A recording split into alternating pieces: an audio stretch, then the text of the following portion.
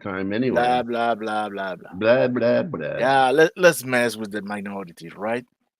Yeah, Oh, shit. Really? Is it that pitch? Wow. Ooh. Okay. Here we go.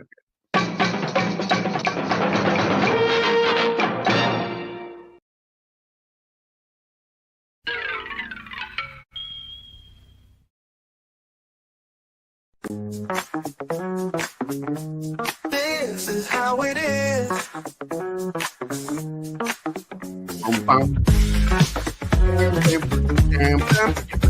Dig it, dig it. Yeah, baby, yeah. This is how it is. Yo, man, this is where you go. This is how it is. This is how it is. Oh, hello, Joe. This is how it is. This is how it is. This is how it is. Today on Pop Culture Minefield. And now a word from our sponsor, Gary's Wholesale Sausage Emporium. Are retail hot dog prices making you crazy? Come on down to Gary's for all your discount dog needs. Was this really the best we could do? Blue Apron passed. Okay, let's get vulnerable, Langley. Let's get sexy. First caller gets 11 feet of Gary's signature summer sausage. Willie, you are spot on. It is one of the closest to the book James Bond. And that's because Timothy Dalton is the only actor to play James Bond who actually read all of the books. To prepare for the role, yeah. When he finally agreed to playing it. And he was actually asked in 1968 when he was, they were shooting the film The Lion in Winter, when he played Prince Philip. And he was asked by Cubby Broccoli and by Saltzman to take over the role because they thought he was perfect. And he was like, I'm too young. I'm 24 years old. I am way too young for Bond, because he knew that. He read the books. And they approached him again in the late 70s as a replacement for Roger Moore. And again, he said no, that he was still not quite old enough to play Bond. That's how thorough a fan he is. Oh, big time, yeah. And he didn't mind doing the cheeky humor, but he wasn't going to be cheeky while doing it. He said, I'll deliver certain lines, especially if they're from the book, when he's saying something smart-ass. But I'm not going to do it like Roger Moore. I'm not going to play Roger Moore. I can't play Roger Moore. I'm not that kind of actor. And so finally, in the 80s, mid 80s, he was approached again, and they had tried a few actors who were really good. One of them being Sam Neill. Damien Thorne himself, Sam Neill, and because a lot of people don't remember, he played Damien Thorne in the third Omen film, the not good one. The book is actually better than the movie. Yeah, and it was adapted from the script. But he wasn't so much that he was a different Bond. He was actually James Bond. He was playing Bond. And some people don't like that. They wanted him done a certain way. Well, I'm used to Roger Moore, or I'm used to Sean Connery. And he said, I'm doing book Bond. And that's what he did. He was very clear in an interview. He said, I'm playing Bond. I'm not trying to copy any actor who played it. I'm playing this character. I already look different enough as is, but I'm going for the character as he was supposed to be. I actually have a little video of him talking about this, so I'm going to go and play that for you real quick. The first question you ask a producer is, what do you want of me? Do you want me to carry on in the vein that's been set, or do you want to set off on a new course? The safe, the easy answer is to say, stick with it as it is. In which case, I guess I'd have said no. Roger was brilliant at what he did, but I couldn't simply copy what he'd done. What makes these movies work? What is it that got them going? Here was a hero who murdered in cold blood. Bam, bam, bam, bam, bam. The dirtiest, toughest, meanest, nastiest, brutalist hero we'd ever seen. This is what started those movies. Shocking. I wanted to bring people back to believing in this character, to bring my reality to it. I guess I've always liked a challenge. And that's why Keith and I both agree that our favorite Bond, performance-wise, is Timothy Dalton. But Sean Connery is still my number one Bond. Roger Moore is like my fourth. Although, like, you've got Live and Let Die. Dude, yeah. To a lesser degree, Man with the Golden Gun. And then The Spy Who Loved Me and For Your Eyes Only are the four Roger Moore films that I consider to be superb. And he plays a really good version of Bond in those. Yeah. But he didn't like guns. And so it made it really hard for him to play Bond because he didn't like guns. He'd served in the military and he had his fill of guns. Mm-hmm. And he's a very progressive-minded man. If you knew him on his politics and such, he was a progressive. So that's him. That's his way. But he allowed his personal interests to bleed into the Bond character, which is what I don't like. And Craig did the same thing. That's why Craig, only has, in my opinion, one great film and one semi-good film. Yeah. Casino Royale and Skyfall, and that's it. I'm going to tell you something, D-Bud. I'm going to go back. I own all of the Bond films. I bought them all. Guess which one is not in my collection? Because I didn't want it. On Her Majesty's Secret Service. It's a different movie, but it's a product of its time. Telly Savalas is one of my favorite tough guys. Yeah. Terrible as Blofeld.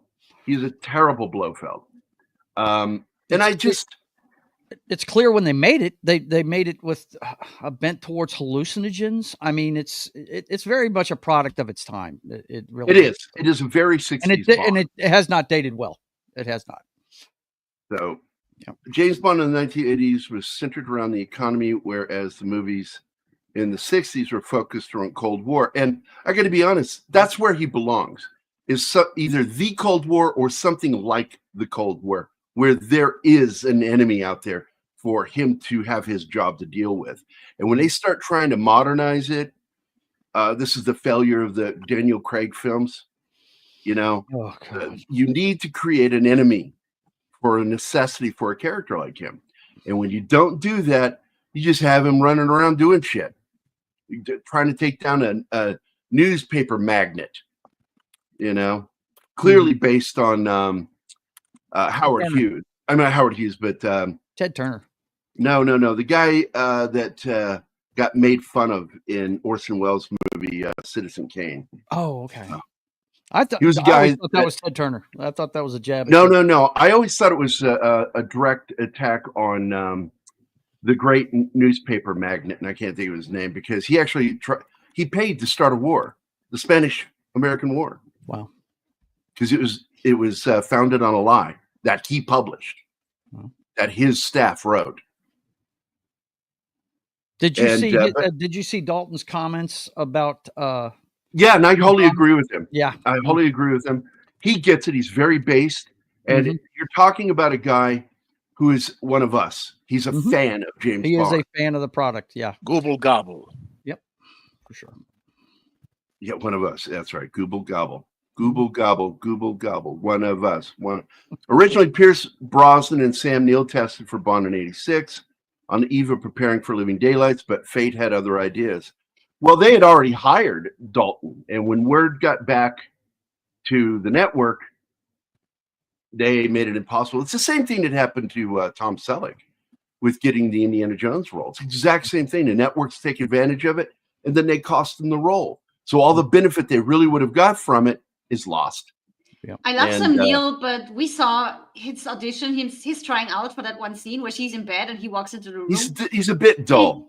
I love him, but I didn't buy Bond from him. Not at all. He's dull as Bond. He's got the look, but not the personality. Yeah, Exactly. Mm-hmm. And but I am going to go back, D-Bud. I'm going to go back and Anima and I are going to watch that movie, and I will add it to the list of films for us to do. Oh yeah. That was One NBC, year's 10,000 Universal. That's lists. who it was, Gambit. That's who it was. Well, but Dalton's a great Bond. Thank you, Monkey. Thank you. That's it. Yeah. Randolph Hearst. Sir. We need to say hi Paul. to the people, Gary. We have a nice group here already. Yeah, I don't want to say hi to these people. Jesus Christ. Stop my it. God. Come on, behave. Behave. Be good, Gary. I guess the Comic Relief Crusader is here, man. Not on the show, but in the chat. Even though he was commanded to be on the show by Anima, he said, fuck you, and is not coming. We got Willie the Monkey King is here. We've got Gambit 1987 is here. What's up, buddy? What's his? Dalton is my second least favorite Bond. I'm going to guess you're not a fan of the books. So, because everybody's got their own opinions, man. Anybody who read the books liked him because he actually kind of resembles some of the early drawings of Bond, because Bond was loosely based on Hoagie Carmichael, and he had a very lupine face, and that's what this guy has. Dalton has a lupine face. You know, the first place I saw those was Breaking. I got to finish my hellos here. Hold on, buddy. Yeah. Save that story, but I want to hear it. Zax is here, my good buddy. I think we owe him a video. Indeed, I had it ready. Here we go. Shut the fuck up, Kyle.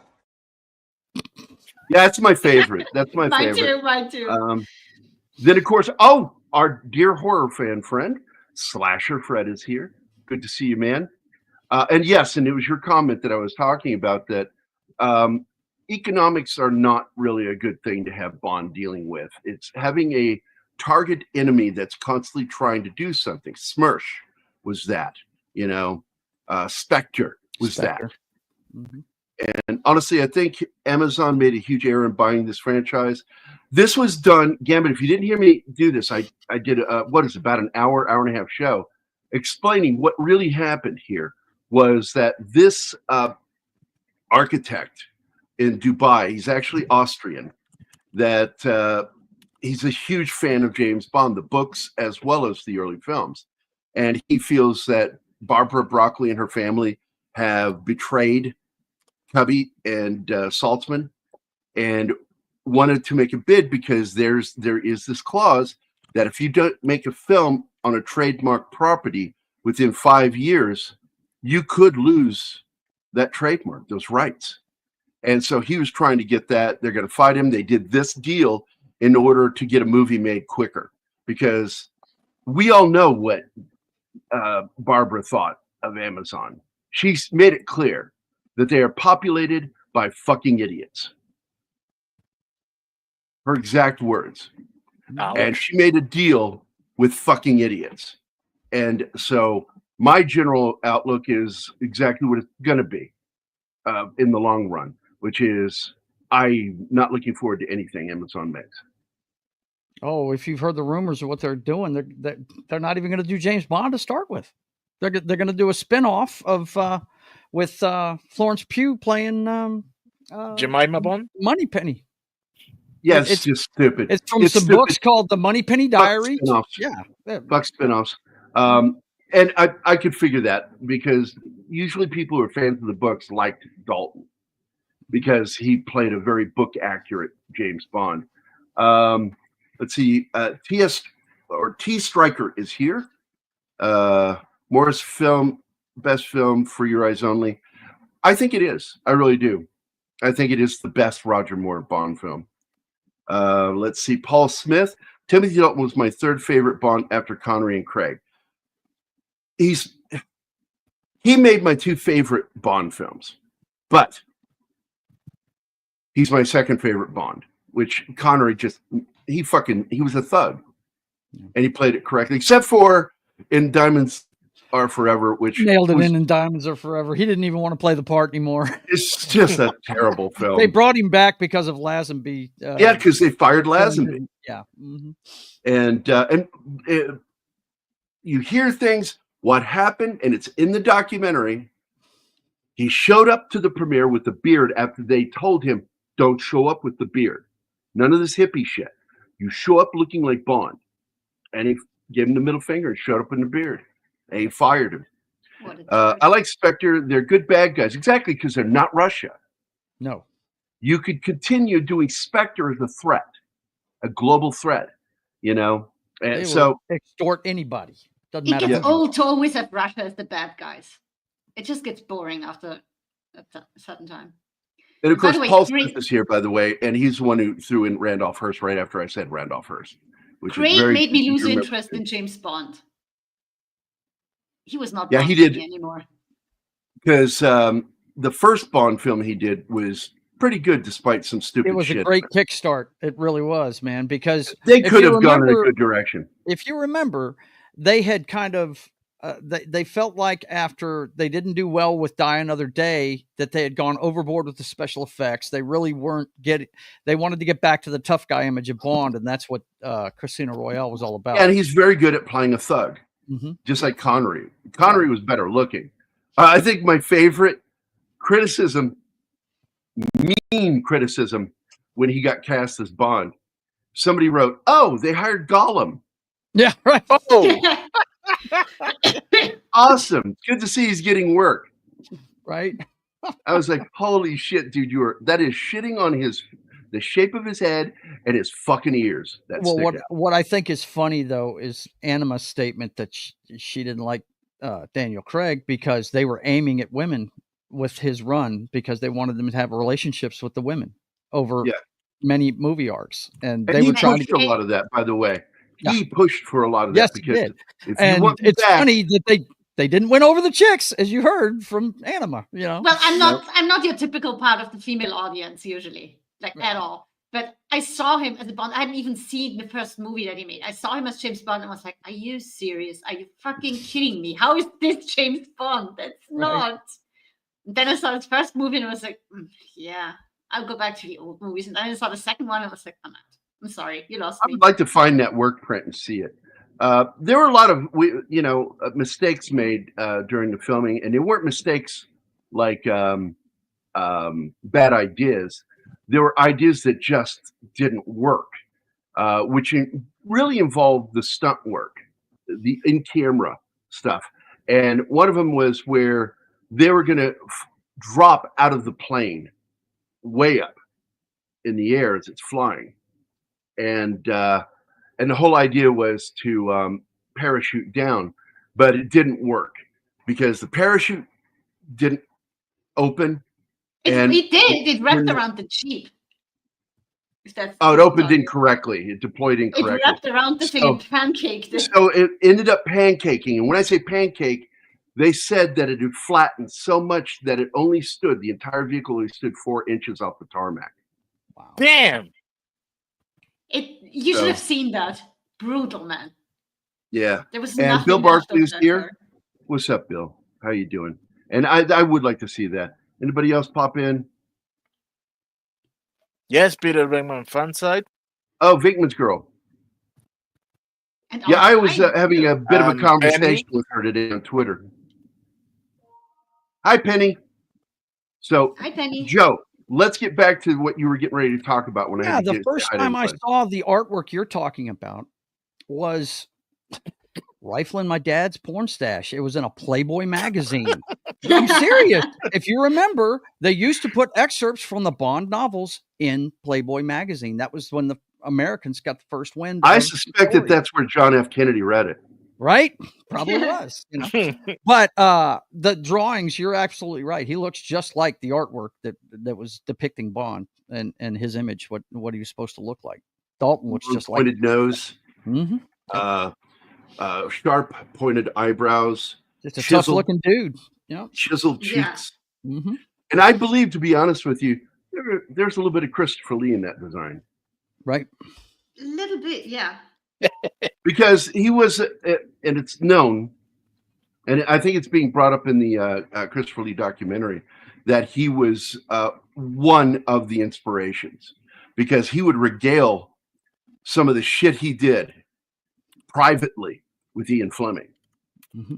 And he found great inspiration in some of those stories when he was with SAS. But what's really funny is they've gone to look stuff up. And what's interesting is some of the awards he got shows that he's involved with things, but if you go to his records, it doesn't really show the things that he would get those awards for. So I guarantee you 90% of his fucking life during World War II was completely and utterly redacted and never going to see the light of day. But it's simply put, I trust Christopher Lee wasn't bullshitting when he talked about being in combat. Morning or afternoon, Snorty. How you doing, buddy? Snorty, hi.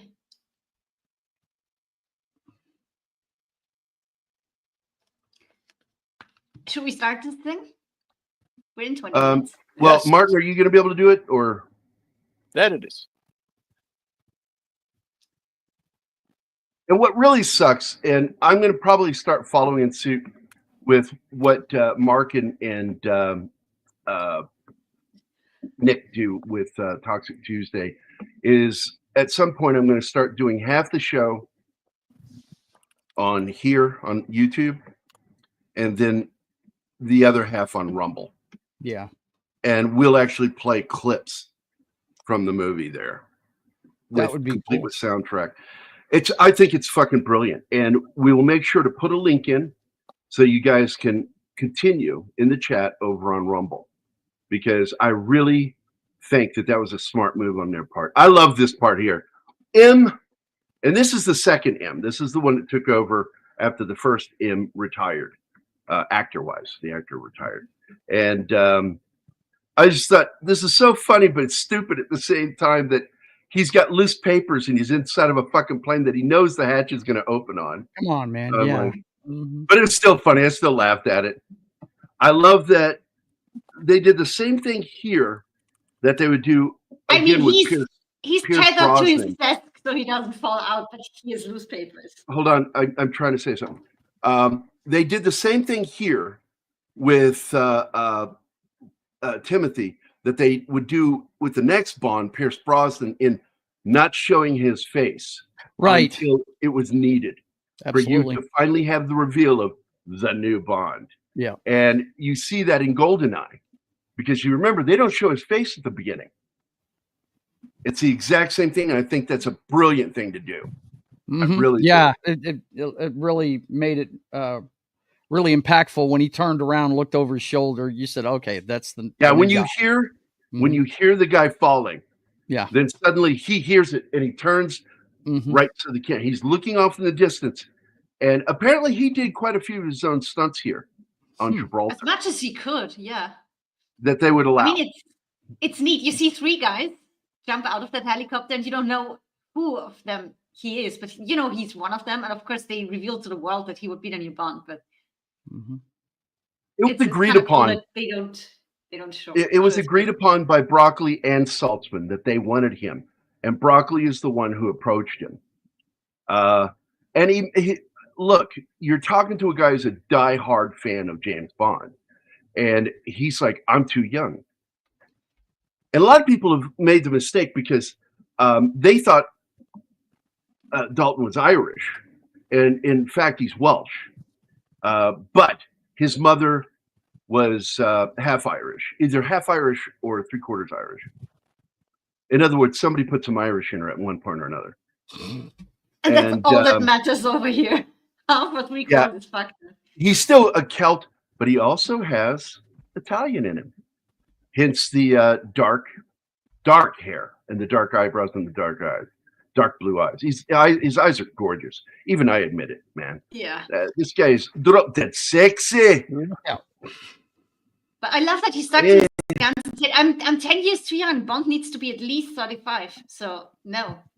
He loved And they that approached him character again in too the much. 70s to replace. He was approached again, and then they started testing some other actors. But at the top of the list, even with all the others tested, Cubby Broccoli wanted Dalton. And when the moment arose again, and this is a great scene, by the way.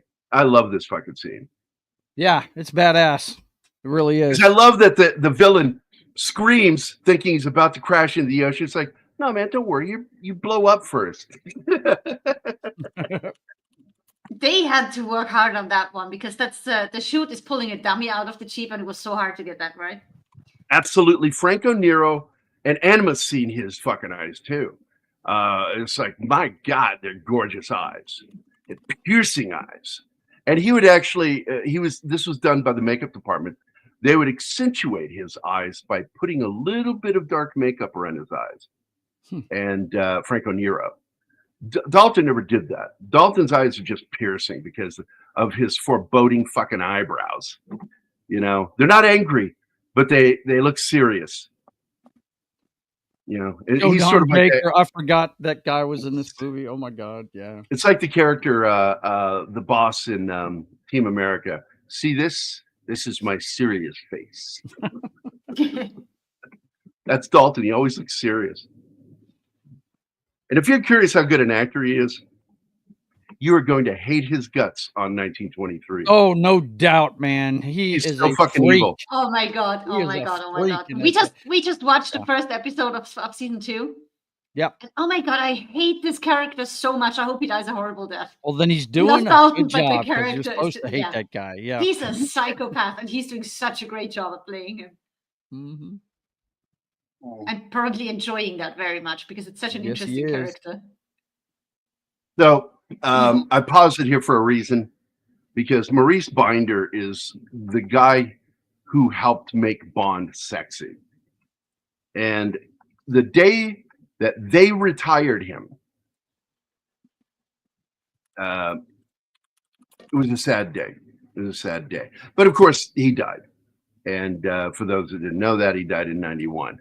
So they had to replace him for digital. They started doing CG in the 90s for the intros. And I got to admit, I liked them, but they're still just not Maurice Binder's intros. I love the sexiness, almost even some of the silliness to his intros. And by the way, Aha did the song Living Daylights. And of course, John Barry scored the music for it. So you'll hear the music cues in the movie from the two themes, the love theme and For Your Eyes Only theme.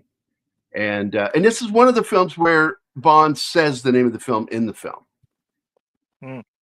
He says it right after, Shooting the rifle. Yeah, he says, "I bet I scared the living Scared the daylight." living daylights out of her. Yep. To be honest, it's easy to make that a sentence in the movie. Question. I know you have the answer. Why didn't he did the third movie? He didn't like the direction they were wanting to go to modernize Bond. And so what it ended up happening, the film that Bill's talking about here, Property of a Lady, the elements were spread out over 4 movies. And you can see them in Pierce Brosnan's movies, spread out. And including, I think, the guy having surgery, plastic surgery. I love this twat here. This guy is just such a vicious little prick. And you can tell that's what Bond thinks of him, because he gives him that look like, what did you just fucking say to me? Mm-hmm. Yeah, the artist who did this was emulating Drew Struzan. Not as good as Drew Struzan, but it's still, my only beef with it is if you look on the bottom right side of the screen, her posing with the sniper rifle, all sexy and pretty, was, I think, a terrible idea. Mm-hmm. Because that's not her character at all. No, she's a musician. I like Yeah. his tuxedo that he can now fold it over, button it, and add an additional protection from any white showing on his shirt. Right. To help with the stealth. Yeah. Pretty cool. Pretty cool. Although I probably would have had him put on a black mask too. Yep. Because his face still kind of shows. Well, you know how our actors are about covering their faces, you know. Well, I don't think he would have had a problem with that. Because I know. it makes sense. Pedro I was Pascal. making a What? joke, man. I'm just saying. Well, and he plays. He's not doing a posh English accent like Roger Moore did. No. His accent is closer to what Scottish Sean Connery did, and because he's Welsh and he has a very Welsh way of enunciating, but he still manages to pull off an English, not posh, but English accent. Educated is the word, I think. Very good word. I like that word. We'll put that educated Englishman. Erudite. That's another good word. Erudite. Yes. Erudite. Yeah, that's a big word.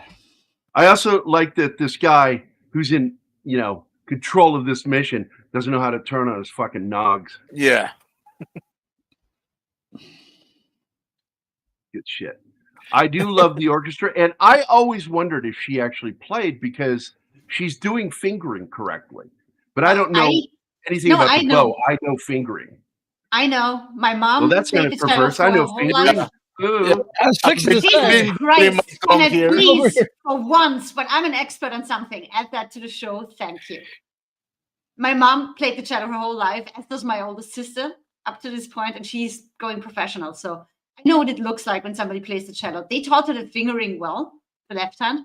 The right hand, however, she's trying to do the right thing with the bow, but the arm and the wrist are too stiff. I can also tell by the vibrato she's doing with her left hand. She's mimicking very well. No, she's mimicking very well. She's doing the vibrato correctly. Almost. That's exactly how you do it. She's doing it where she's supposed to be, but you can tell that she's not a cello player. She learned for this role. Unlike had a lot of fun, but electric guitar, you use the whammy for vibrato. Whereas it's very hard on string and cello, you have to use it with your finger by moving it slightly on the string. So I'm going to show these photos now. Uh-oh. This is the door where she leaves. Yeah. That she leaves out of in the movie. Anima took these photos night before last. Yesterday after work, yeah. Oh, was it yesterday? That's right. Yesterday after work. This is actually, you can actually see those windows there where what's his name jumps out the window. That's the windows right there where he's at. The fairy lights in the tree blew the shot though because they were so light. That's my front. And the only thing that's disturbing about this is why do they have the gay pride flags up? That's just because weird. This is Vienna. What's that got to do with music? Pride in anything outside of music. So, opera.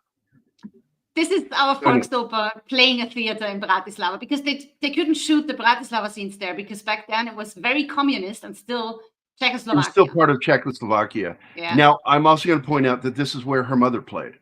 Yeah, that's my mom's house, my mom's theater. That's where she played. I grew up there backstage. And what did she play? And tell them. Cello. What position? Oh, she was just she jumped wherever she was needed.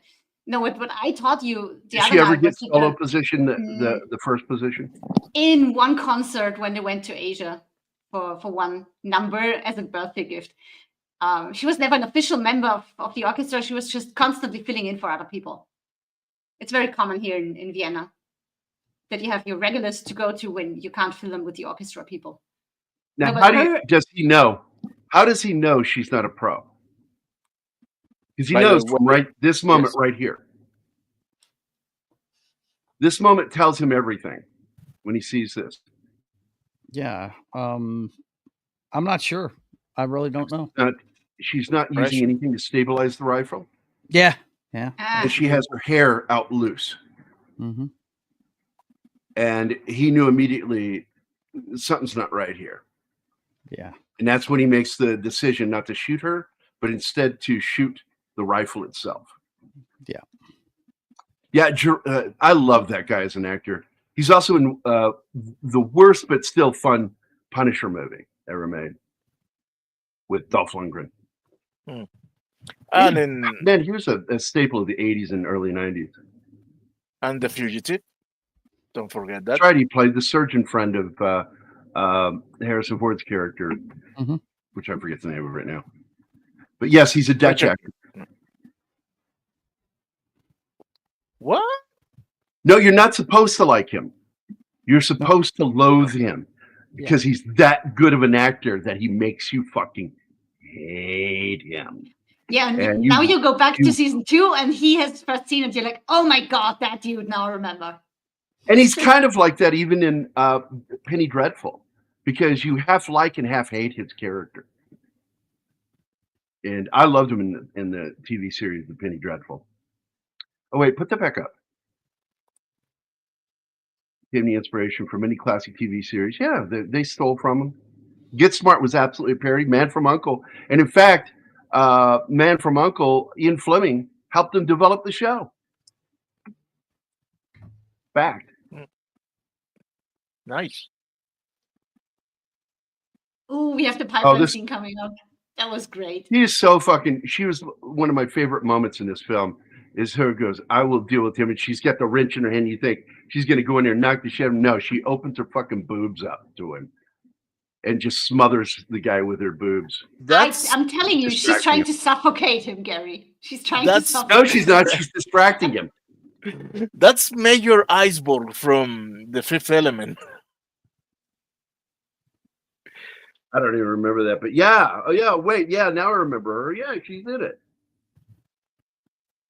She was going to be the cover for Corbin Dallas, and he said, "Nah, I'm not going."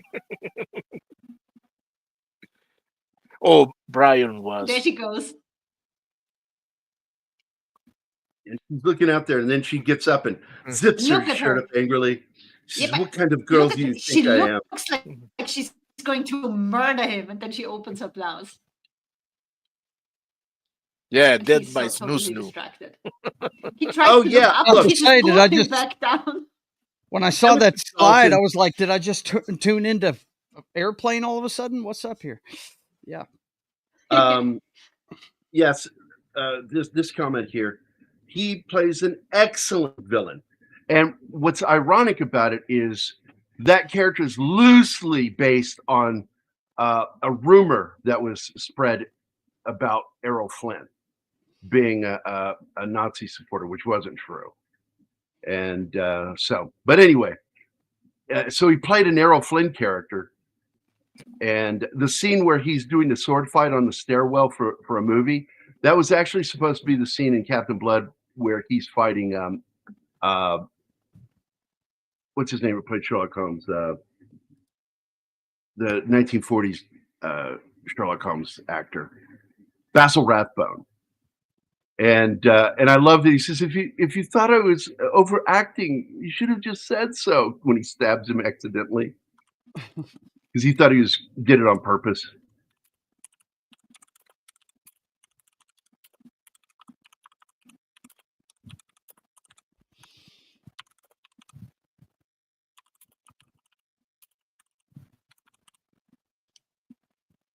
Boy, It's been a while since I've Nobody seen was- this. But I'm typing. I can only do one thing at a time. the cellist, she was made to try and kill that guy.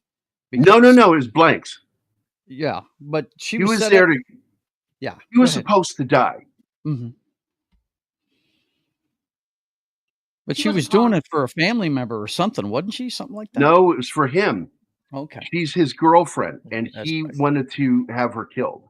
It's been a So- while since I've seen it, so yeah.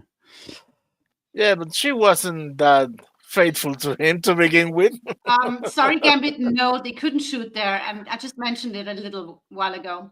Czechoslovakia was so communist that they couldn't go there, and this is why Vienna is standing in for Bratislava. So I wanted to point out that Carolyn Bliss was the most beautiful Moneypenny of Yes. all the films.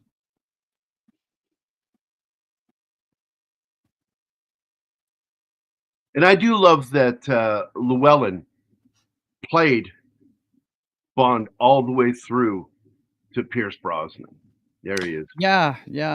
His And right last- after he retired, he went to a party with his wife in a car, and they were hit head on, and he was killed in the Yep. crash. Yeah. He Right I think the last one he was in was The World Is Not Enough. I think that was the last one he was in. Pretty sure. I don't think he was in Die Another Day. I think that's when John Cleese took over. Right? Because they had the mirror car. Yeah. That's well, John Cleese showed up in as his assistant, didn't he? Yeah, when in when The World Is Llewellyn Not Enough? retired, Yeah. when Llewellyn retired, Cleese came up the elevator as the new Q. Yeah. And they were going to continue with him, but no, it didn't work. No. Now, like Goodenough, this English actor playing the henchman is also a ballet dancer, which is how he's able to do a lot of these kicks. He's not martial arts trained. He learned the moves. He's just flexible. And he knocked out one of the stuntmen. Wow. When you see him hit the guy with the frying pan, he actually hit him with the frying pan. It knocked him out. He also broke one of his fingers. Yep. Damn. But yeah, he would know about choreography coming from a dancing background. That would help tremendously with martial arts. This was the new Aston Martin. And a lot of people don't know, like, why are there so many Fords in the Bond film? Because Ford was an investor and then eventually bought and owned Aston Martin. That's why you see Ford cars so much and so prevalently in the James Bond film.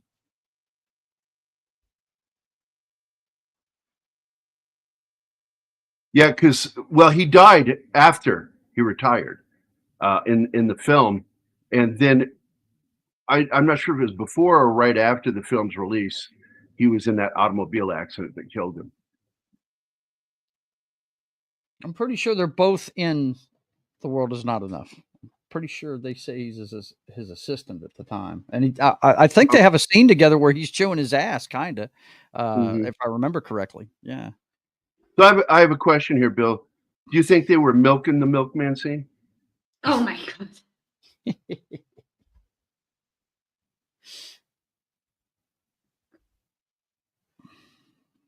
Andreas Wisniewski was Polish German. Yeah.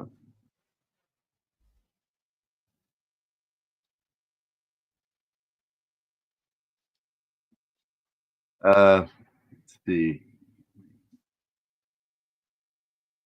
Yep, the Aston Martin Vantage.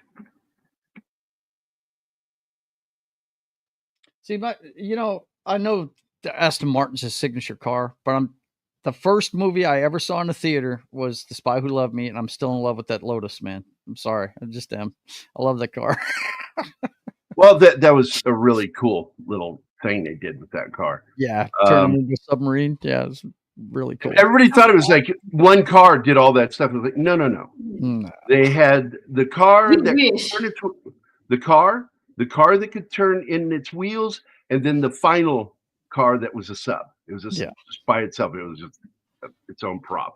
Yeah, I mean, if you know anything about cars, there's no way you're going to have something that slides a piece that big to make it smooth on the bottom of it, for going through water and stuff. That's just unthinkable, but it was a cool thing. Looks like Tom Baker has joined us. And this whole thing is a ruse, which I really like, where all of this is an act to trick the British and the Americans too in the long run. And what's really odd is in the two Timothy Dalton films, we had two different Felix Leiters.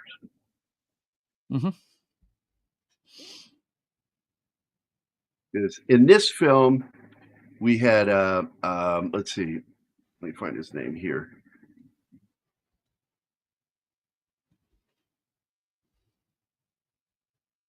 I don't even see him mentioned. There it is. John Terry playing Felix Leiter in this film. And in the next film, they brought back an actor who played him in an earlier film with Moore.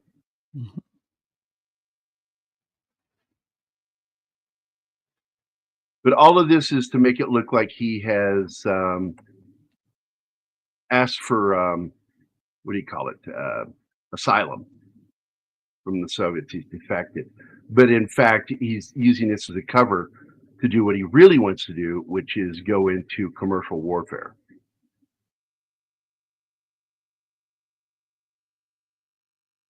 And I love that John Rhys Davies is this, playing Pushkin. He plays Pushkin.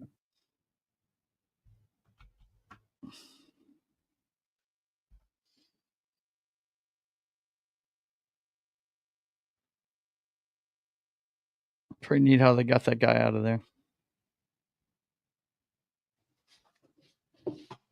So I guess I'll go into some of the production stuff. So the film was originally proposed to be a prequel in the series, an idea that eventually resurfaced with the reboot film, Casino Royale. SMERSH, the fictionalized Soviet counterintelligence agency that featured in Fleming's Casino Royale and several other James Bond novels, was an acronym for Spion, which means death to spies. And they had to use SMERSH because Spectre, they lost Spectre. Smiat. That's what they say. That's And the Russian word. Thanks for interrupting. What was I saying? I was saying something.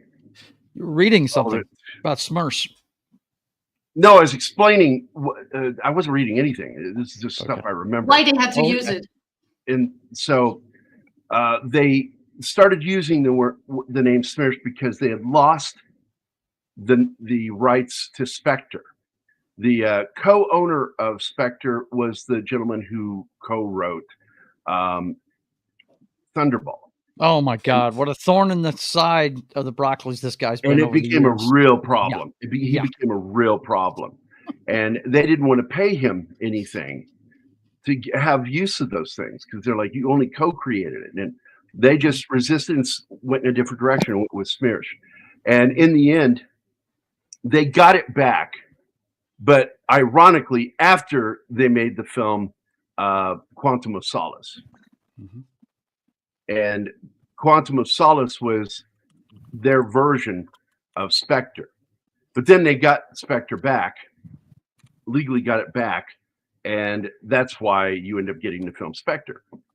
And all along, Quantum was Spectre. It was like, they're just hiding the name. It's just really stupid. It was really stupid. Yeah.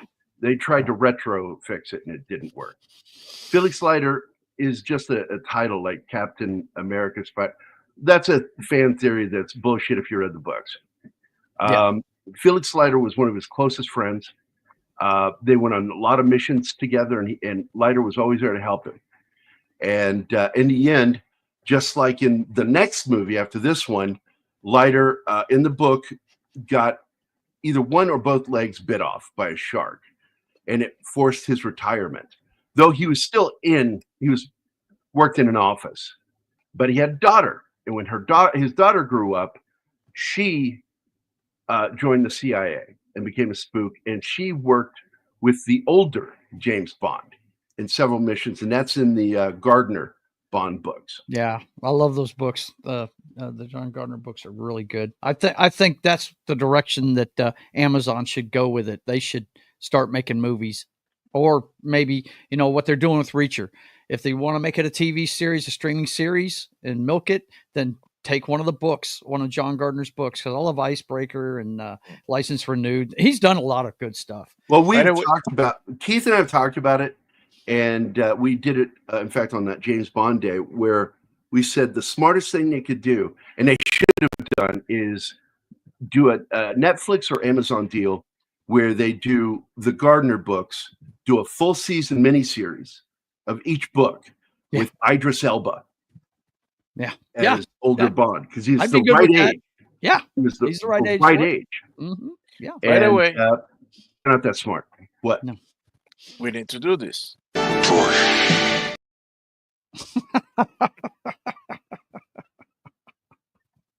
I like this little gag that they do here where she goes into the phone booth with her cello case. And that's after. Yeah, it's after this scene. But the fact is, this is the bathroom scene. This is great. This old nosy guy is like, what is she doing in there? Who does number 2 work for? But they drag her from the train and she leaves the cello behind because she noticed him already. And he puts it up in a phone booth. And by the way, this is all Vienna that you see here. And I miss these old There it is. scenes. There it is. Kevin McClory. Thank you, dude. And that is why he could only make one Bond film. And he wanted to remake it again. he wanted to remake Thunderball again with a whole new actor as Bond, and because he has a right to do that. And so he remade Thunderball and brought Sean Connery back as the older Bond in Never Say Never Again, which is nothing more than just a straight across the board remake. All the names are the same, everything. The only Didn't change thing that's anything. different is he's an older Bond in it. That's He's the only thing older that's different. and suffering from being older, because Yes. you can tell, like when he's in that health place, he's like, feeling aches I never felt before. Right. Yep. Who was that? Barbara Carrera was one of the Bond girls in it. I can't remember who the other one was, but I remember Barbara Carrera was in it.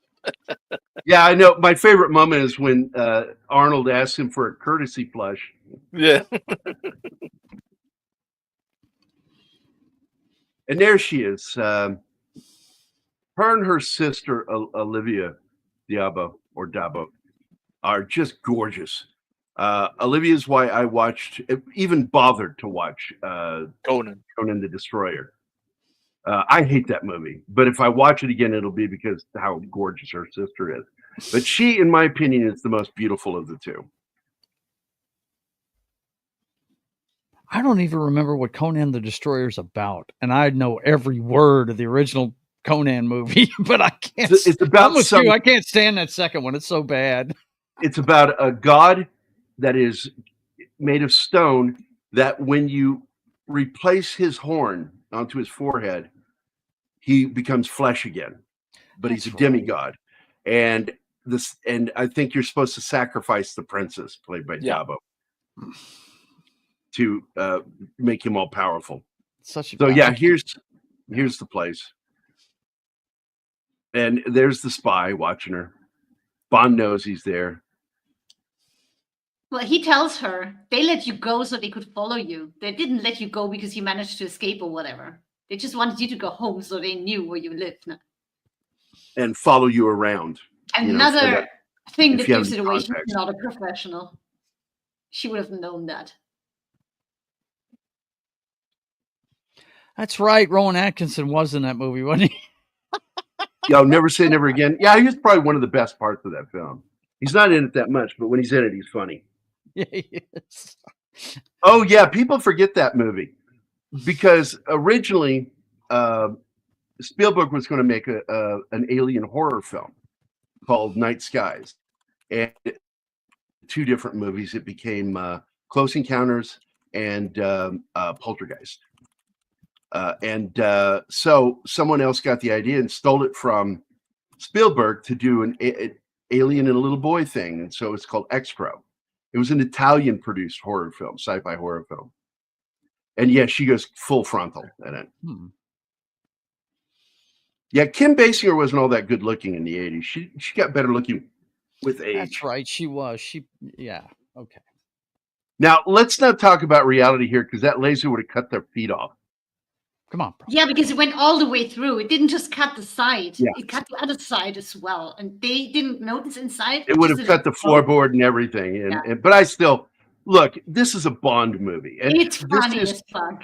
This is as fun a Bond film as Dalton could do. And he pushed for the darker side of Bond for the next film. And I'm looking forward to doing that, if not next week, within a couple of weeks. License to And Kill. then we'll go back and we will do Lazenby's one run at doing Bond. I do love this car, though. It had some cool stuff on it. Oh, it's a They good had look. to bring it. They had to bring it for the fans. Who is Bond without his Aston Martin? That's it. And all I the tell you who, little- he's Harry Brown. I like when the skis And of course, pop out. Llewellyn. I love when Llewellyn tells him, please be careful with it, Bond. We just had it painted. And that's immediately, that car is getting fucking That screwed. car's getting roasted. No doubt. Look, he's taking the whole building with him out on the ice. This is great. I laughed so hard in the movie when I saw that. This is so Somebody silly. has seen something. That is cool when Like you blast him. through that door, though, and then they blow up the building itself instead of the Then car. they That post was- And for then the a second absurdity there. of him losing his tire and then cutting a Oh, perfect circle. don't remind me cops of that go scene, please. Oh my god, Okay. this is so fucking dumb. Here we go for Tim. By what name are you known? There are some who call me Tim. And you know what? I want to do Never Say Never Again, because I actually did like that film. The only thing I disliked was the off-putting opening theme song over the action scene. It was just not the right song for that scene. It didn't work. What I might do is like put a better song to it and play it on like a clip, what they should have done.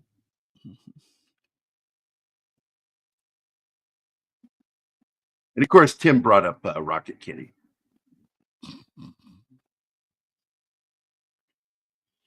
Yeah, Dalton was 40, I think, when he played this part.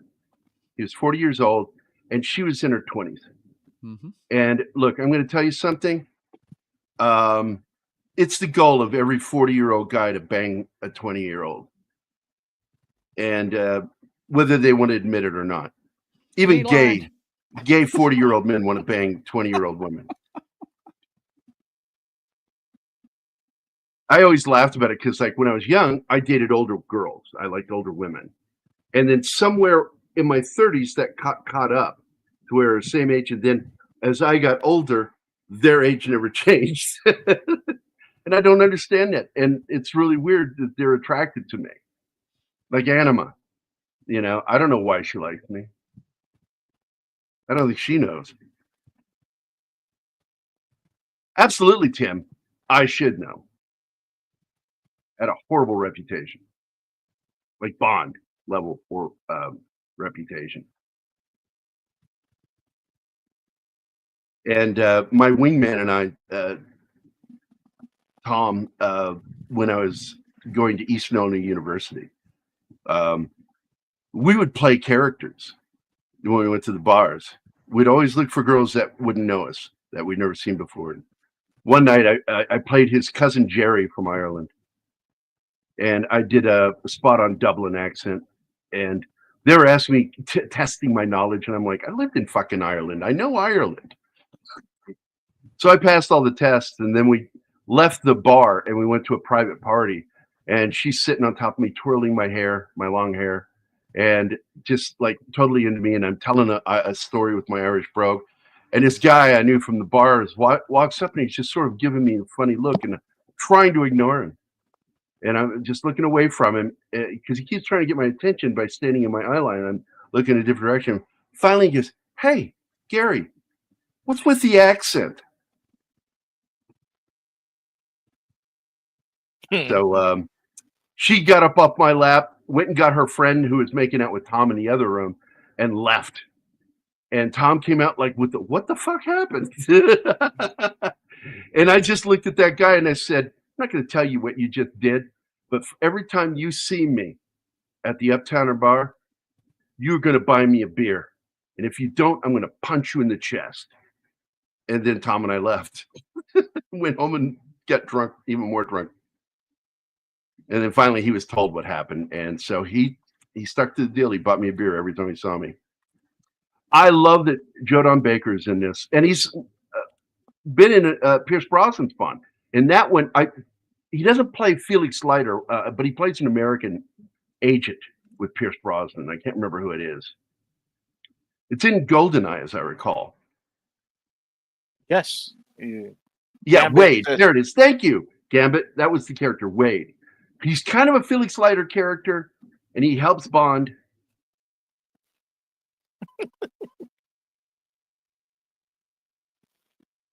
And that you're a polar bear.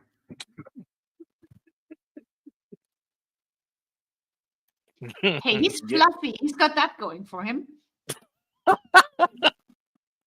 Thanks, Bill. Coming from Miami, that's a really good one. Nice compliment.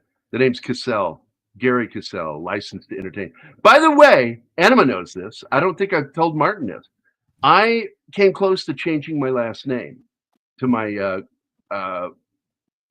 family's other names. Because like my family is Welsh, Irish, and Scottish. And just a ton of the names. And one of those is on my grandmother's side, which was Gibson. And I almost took that as my name. Good thing Legal. you did it. Not just as like a pen name. I was going to legally change it. But I had kids. And that's what prevented me from doing it. Because I have always hated my last name, Cassell. I've always made the joke. I said, my family is Scotch, Irish, Welsh. And one lousy kraut fucked his way into the family and I got stuck with his name. Don't attempt to steal mine when we marry. Because I know you like it. Yeah, we joked about hyphenating. But I'm a man. And I'm not like progressive. You're jealous of my last name. I love your last name, and I'm happy if you hyphenate. I'm not letting go of that. I just said that. I'm happy with you hyphenating your name because I love your last name.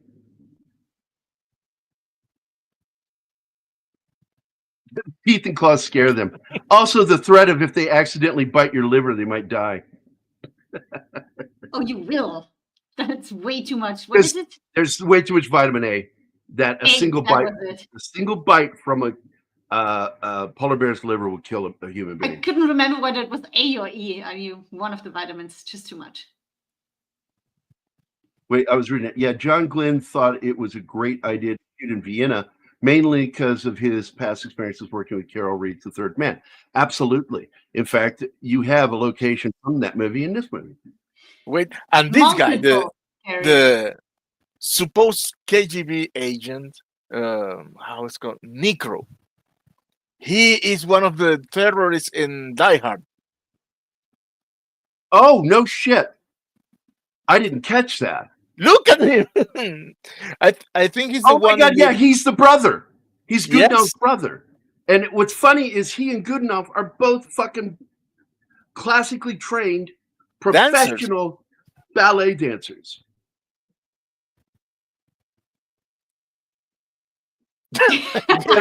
Stop. Yeah, no. So, by the way, I forget what opera house is this? What stage theater is this? Because you found out, didn't you, Anima? Yeah, that's the one at Schönbrunn. Sissy's Castle. And I wanted to go back to shut the fuck up. To the Third Man. The Third Man brought Vienna to attention. And then a lot of people in Hollywood figured out it would be nice to have that star as whatever place in Russia, because the architecture isn't that far apart. It's way easier to film there and less dangerous, I guess. So and we will do this movie, by the way. We will do this. And I know Anima's going to lose her mind watching this movie, The Third Man with Orson Welles. I'm offended now. Okay, hold on. I'm not offended. She's marrying you. What? How can you believe that I have not seen The Third Man? Oh, I know you have, but you're going to lose your mind getting to do that again. You're going to lose your mind because you're going to get to point out everything in that movie. Okay, you know what I'm going to do now? I'm going to take that fucking tour and film it on my phone, if that's allowed. Oh, yes, you are. As long as I'm in Vienna, I can just go to filming locations like I did last night. Well, he was perfect to play Goodenough's brother. And he calls him Brother in it, too. By the way, here's another funny thing. We do have people dressed like Mozart in classical concert settings. They check your ticket and bring you to your seat, and they are dressed up like that, and they hate it. But we do still have that to this day. They're on the street. What I would like to do, I would like to tape a walkie-talkie to a wall, hide it behind one of the curtains, and like have a little mic right up to my face, and right at a quiet moment when they're all dressed like that, I go, "Gay." Tim, she has taken pictures. We have her. We have here. Please, Gary. Or get to the show on time, Tim. The scene that she plays at the beginning is. Hold on, I'm trying to sound stern here. I'm trying to sound stern. Get here on time, Mister. So you'll not say stupid shit like that, Tim. Well, Gambit is driving me nuts too, because you just asked me which theater that is. And there's no Vienna Opera House. There are multiple opera houses in Vienna. I keep pointing out the shooting locations. You guys listen to me. So here You you go, should Tim. have more Here you painting go, at Tim. school. Drop the thing down. Drop it down. Ah, Drop it down. Thank there, you. there. So there you go. Anima took this yesterday after she got That's off when work she on leaves her the way home. building after the rehearsal to go on the train, where they pull her from the train and she leaves the cello. Oh, fuck that And one. that's Anima doing a selfie with the opera house in the Krabbé. background. And this shot, if you follow where all those people are standing over there behind those bicycles, the middle window on the second floor is where he jumps out. Yep. Krabbé jumps out. And here's another good shot. And you can see their wonderful rainbow flags on there. What's that got to do with It's hit music Vienna. and operas? I don't know. But this is Because the theater music that is they gay. use. Music is gay. Oh, they're saying music is gay. Okay, I get it. Now it makes sense. They do a lot of alternative stuff in that theater. But yeah, that's very close to where I live. So yesterday I just went and took photos. I couldn't do Oh, I the see other Jamie location. G. I see Jamie G is here. What's up, buddy? By the way, speaking of music, so last night I did my 2-hour interview with Pope Metallicus, and he was super stoked to talk about my music because he really liked my album. And so we went into a discussion about it. Also, he got to premiere one of my songs. He's the first channel outside of my own to play that music. So technically it's a premiere of the song In the Flesh, which is the title of my next album, In the Flesh. It'll come out this fall. Falco is a legend. Comes pretty close to Mozart when it comes to the musicians we're proud of. What? Yes. Speaking of late. Finally made it. Yeah, speaking of late. The guy with Well, Austrian roots. I aim to please. By the way, I love his song De Commissar. I fucking love his version. The Commissaria, that's one of the best. I love that too. Vienna is a gay city. The Habsburgs were gay. Okay. Do you by any chance have that photo, Gary, that I sent you of the They were traffic light? definitely into some. They were definitely into some inbreeding. I'll tell you that. Hence I'm talking the about Habsburg. nowadays. Hence the Habsburg lip. I would love to get this stuff out. Me too. We actually got. I was 3 already likes saying gay something couples. when you jumped in. I was trying to go into the Habsburg. I get so frustrated because I get cut off as I'm going into something. And Joe is eating his popcorn. Urge to rage rising. I dare you to shove your whole face in that.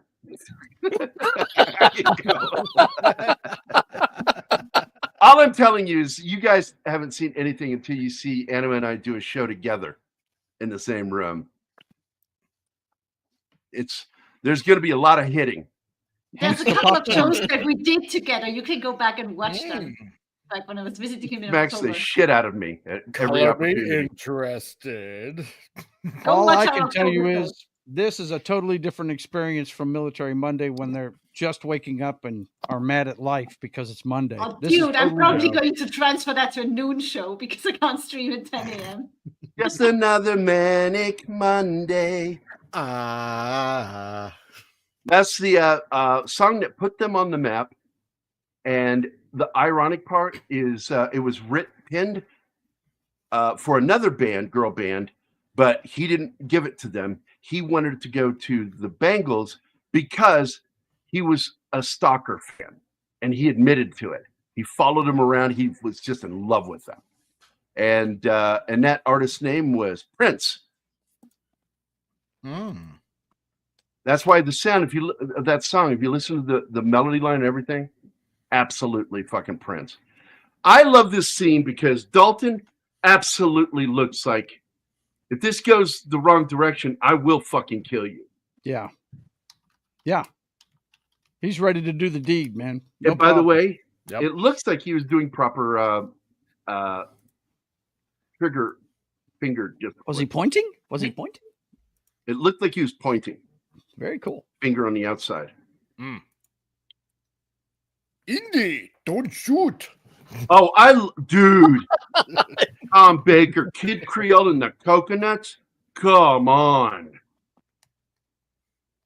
That one song they did for Against All Odds.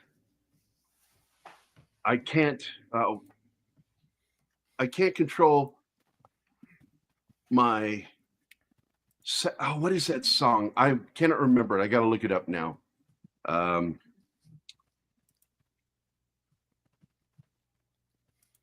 For anybody who likes to talk over me, now is a good time to just talk. I just thought I can't control my whatever. That sounds confusing. Blah, blah, blah, blah, blah. Etc., etc. Etc., etc., etc. All right. I'm just gonna. I have love some on my actually. martini. One of my favorite soundtracks to film is Against All Odds with Against All Odds by Phil Collins, Violet and Blue by Stevie Nicks, Walk Through the Fire by Peter Gabriel. They had 3/4 of Genesis in this movie. Balcony by Big Country, the Scottish band, great song. Making a Big Mistake by Mike Rutherford from Genesis.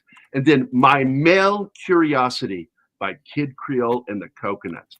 What a fucking song. That was another one of those groups that had a big band, a big, orchestra when they played live, because he dressed like he was a jute suit, man. Jute Suit Riot. Yeah, My Male Curiosity, great fucking song, dude. Let me get the other songs on this album too. The rest of it is by Michael Colombier. It's like side 1 on the LP was all the songs, and then side B was the actual music from the film by Larry Carlton and Mike Colombier. And you had The Search, which was the main theme, El Solitario, which is a great Spanish guitar bit. Rock and Roll Jaguar, that's the chase scene between Jeff Bridges and James Woods.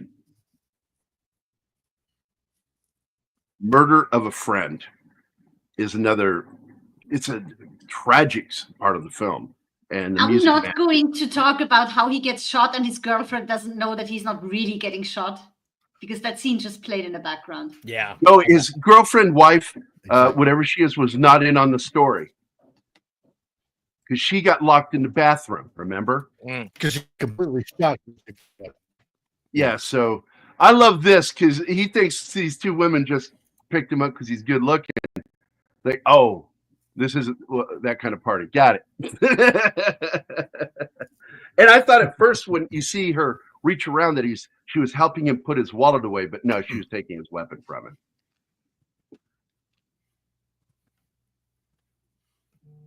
him. This was his last assignment for scoring this film. Yes, but he did establish the blueprint for James Bond themes. He really did. My problem with this soundtrack is it didn't have Monty's guitar in it. You should always have that guitar theme played at some point. Not on horns, not just on strings, but you need to hear that. They don't have it. No. And Monty Norman, as I recall, he was the one who wrote that. That's just an established way to play that theme. And it needs to be in every Bond film for that moment. That cool ass Bond just fucking nailed it scene. It's sort of like a lot of people, they got sort of the theme wrong, or people misunderstood how the theme worked with Schifrin's Mission Impossible thing. Because the opening theme to the show is not the same as the end theme. And only if you are a music person will you catch the difference. And he scales upward at the beginning, and then he scales downward on the end theme. Oh, and but that theme is only played in the show when it's mission accomplished. Right. And it's the only time. It's not all the fucking time. And they kind of got it right in the latter James Bond films. I mean, in the latter Mission Impossible films. Well, another thing they did was they straightened out the beat and then totally bored it down. Oh, yeah. They turned it to a 4/4 beat. To listen to, but It It's blew a my mind 7/8 when beat. you said that to me. Yeah. It's a 7/8 beat, and it's just like you gotta. As a drummer, you count. So I do counts when I'm listening to music, which is why people go, "Why don't you listen to music when you go to bed?" A lot of people do. I said musicians tend to not do that because we count. No.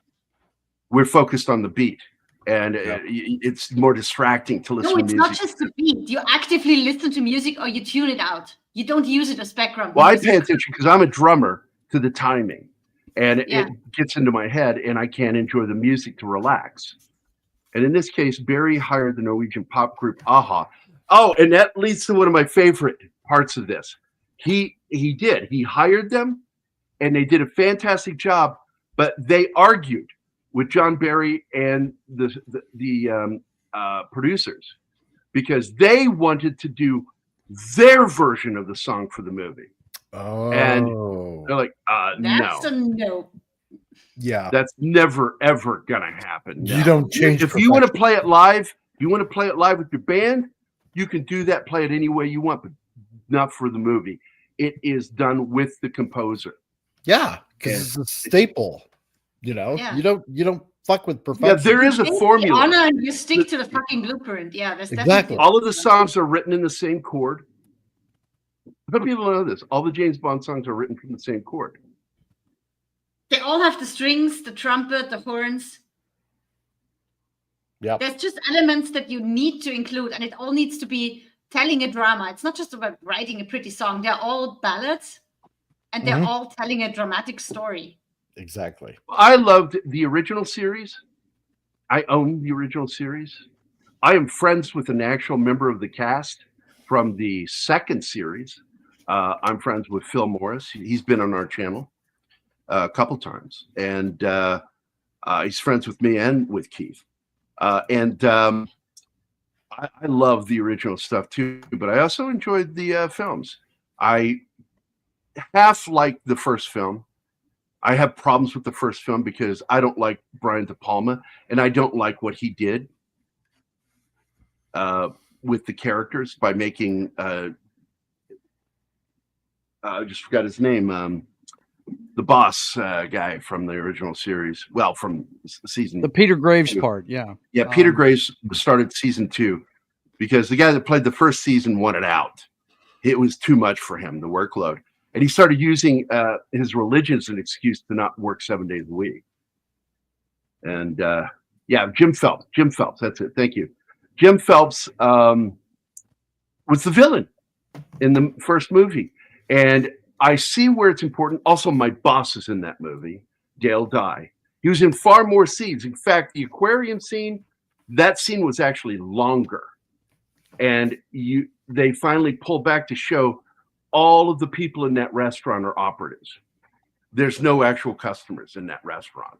And Dale Dye is in that scene as Agent Barnes.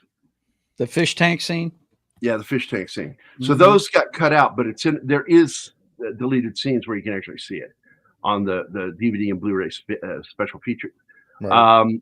So I like it for multiple reasons. Also because my boss is in it.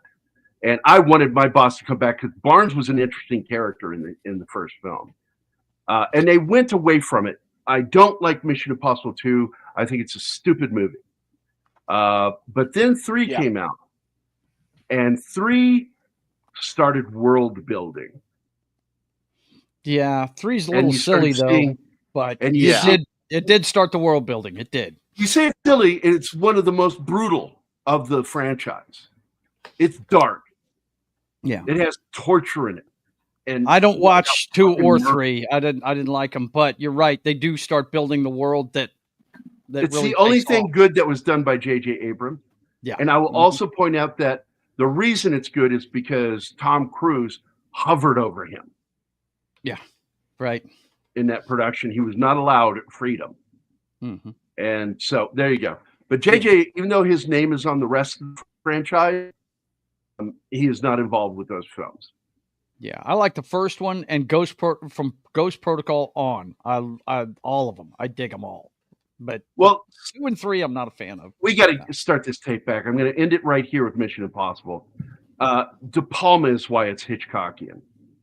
because he considered himself the heir to Hitchcock, and he wasn't. No, he was not. He was talented, but all he's doing is ripping off all of Hitchcock's tropes. That's all he's doing. And every single one of those countries was shot in California, Southern California. They never Really? left the Los Angeles area. Son of a bitch. What I really liked was funny to me when they would have either Hand or what's his name that Nimoy played, because he took Hand's place. That's Felix Leiter in this film. And they would have that actor play the other character that they're going to impersonate. So it was more obvious that he looked like him. And I always thought that was funny because it was clearly obvious that actor, not that some other person. And in one where they did something like that, where a character had plastic surgery, Hand actually, actor from Ed Wood, I can't think of his name right now. He actually did the voiceover for the other actor. So they didn't have to worry about their voices being different, but their faces were very similar. There she is. James.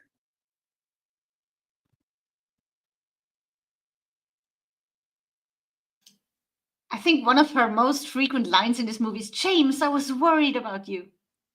Yeah. She says that a lot. That's her version of saying,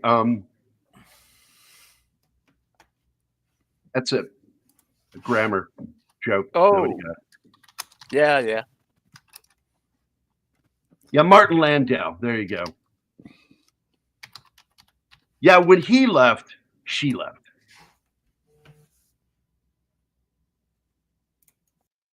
To show that, what do they call that? The common front, that she's supporting him. Don't know. Where'd Relief go? He disappeared.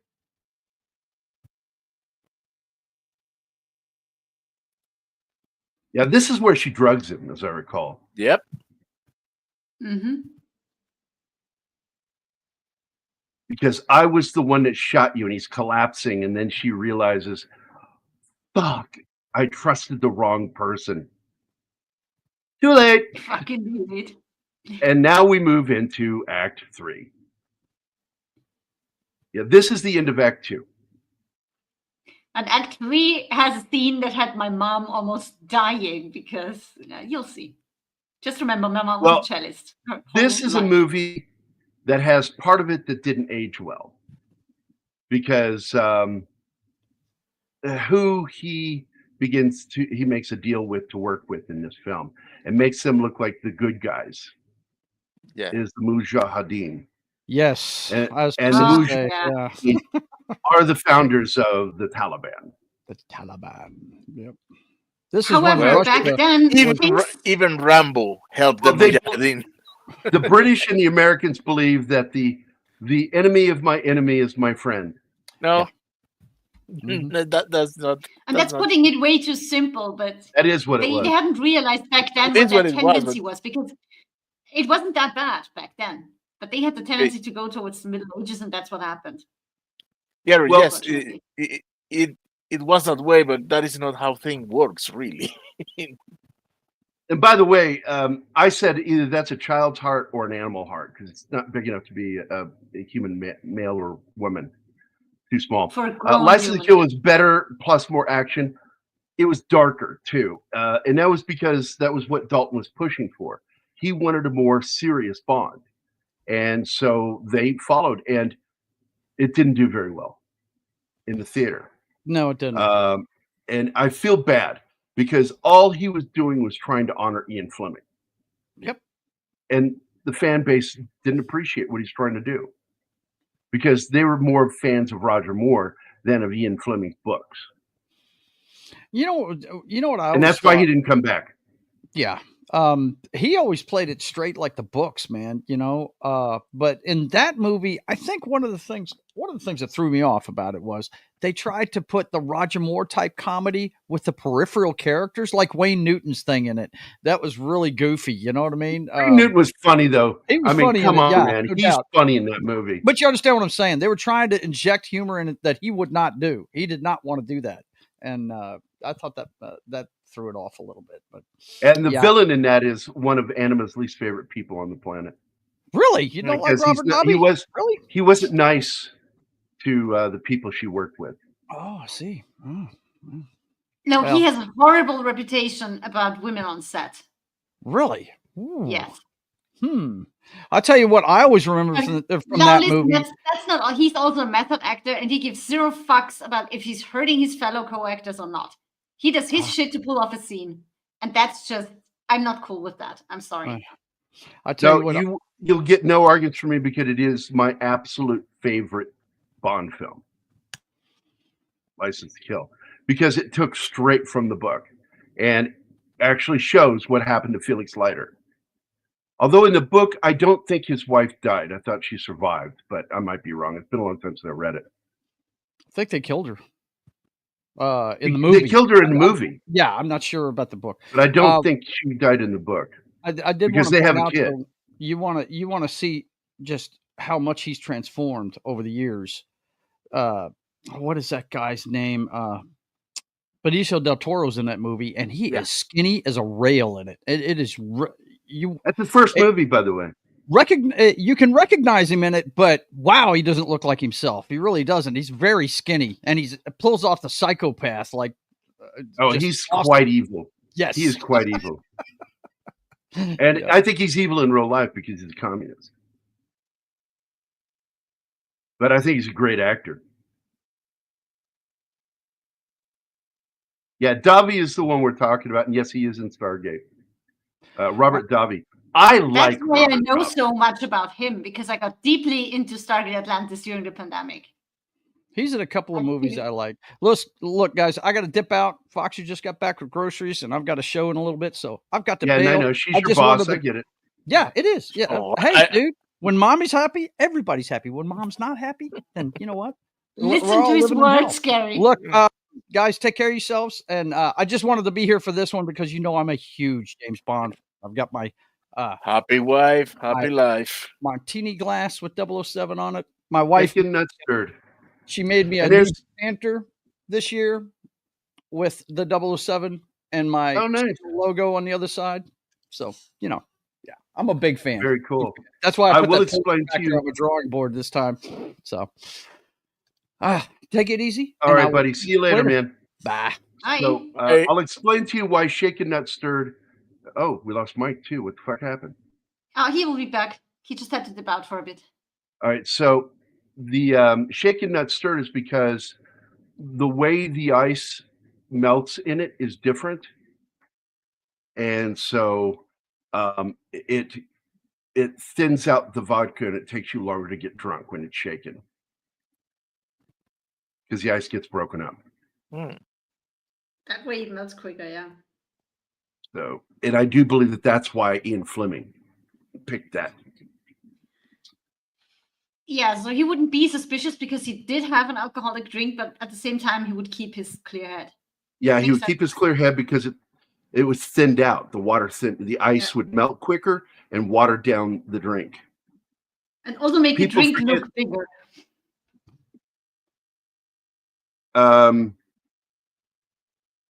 No, nobody forgets that. Believe me. He's in one of the sequels, and we don't want to remember, but we remember. His character was, I won't even get into it, not getting into it. The 1990s cartoon series Darkwing Duck had a James Bond spoof in it, mostly for its antagonist organization, Fowl, was a spoof on Spectre.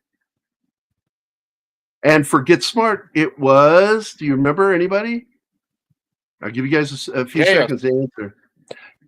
I was going to let them do it. Now you gave the answer. Yes, Chaos. Yeah, Snorty got it.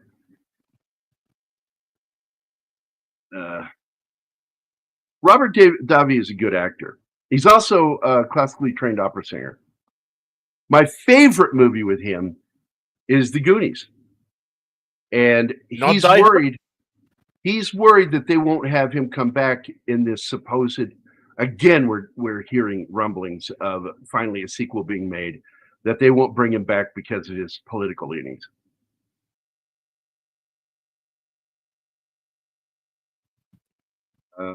Nadim, who plays a terrorist accompanying Bond to fight Koskov and his cohorts in Dumoulins Passage to India. He is also in another movie about terrorists. It's a little film called True Lies. Yes. Yeah, the leader of the Mujahideen in this one is the leader of the terrorists. And by the way, anybody who's gotten to see the first chapter of Vindicated know that he's in my book. I just wanted to use his face because I love him as an actor. He's a good actor right there. Art Malik. He's on page 4.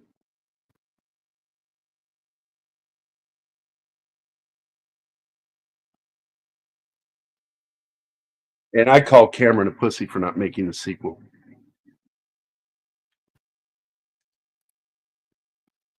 Mm.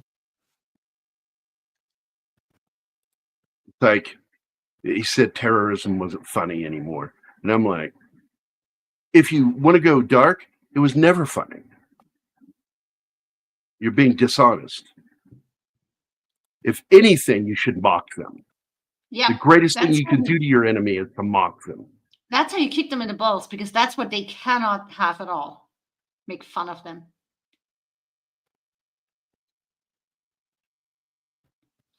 Oh, the series was crap, Bill. We're talking about the movie.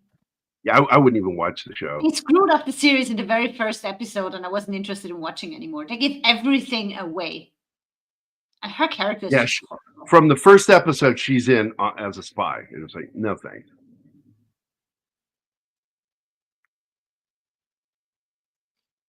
There you go. I was worried for you, James. And this is... So now they're allowed to have feelings for each other. She's free of Whittaker or of what's his name? I forgot the character's name. Georgi. Yeah, but they ate the cake on the Wheel of Fortune, so. You mean the Ferris wheel in Vienna? Yeah, yes, when in the fair in Vienna, they do the deed they did the deed. Just a little trivia about that. It stopped for everyone at the top. He didn't pull any. I do believe that's why it took so fucking long to get up there, because every carriage has stopped at the very top to enjoy the view.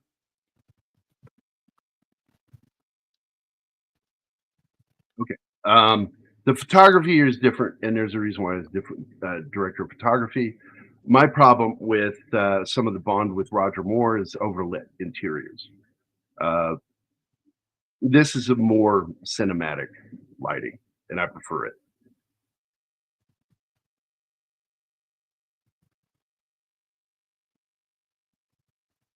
Yeah, and once again, it's all thanks to the director of photography.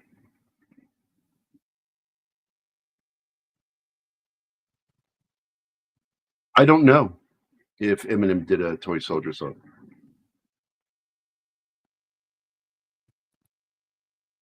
So I'm trying to find something here real quick because we're getting ready to see some Russian vehicles.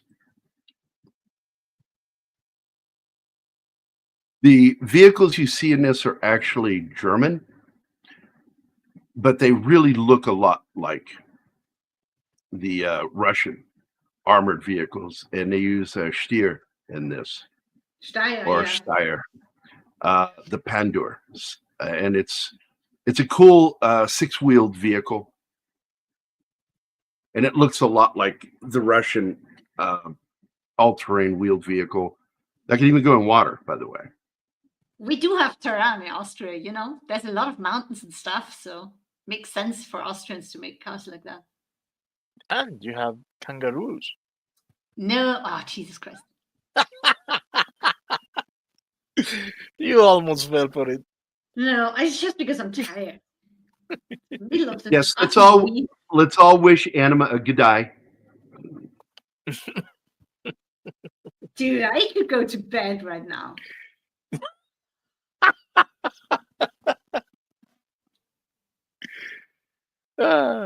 Work was a nightmare today. They're prepping for the inventory that they're doing every 6 months, and there's an external people coming in to do that, and they were just all over the place, and it sucked. It sucked so badly. So this scene always bothered me, where you see him stop Bond, who's hiding his face, and he's carrying one of those Red Cross bags that's got opium in it. And for some reason, he stops it to stick a knife through the bag to test it. It's like he wouldn't do that. Nobody would do that. And I just thought, it's there to add tension. That was the only reason it was put in there, and it made no sense. And that always bugs me when they do something that doesn't make sense. It's illogical. You know, you would not pierce that fucking bag. No, fuck no. And then lick it off. That would have done.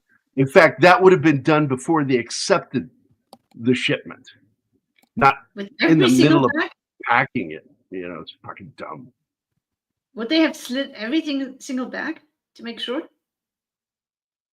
That is one of the films that's referred to as an antithetical film to James Bond, because it is so real, and it's got a sad ending. You know, I love that movie, Richard Burton, and I think isn't that Jean Le Carré that wrote that?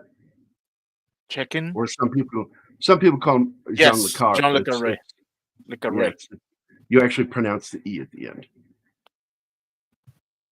But and I know that because I heard him say it in an interview. Because it's not his real name.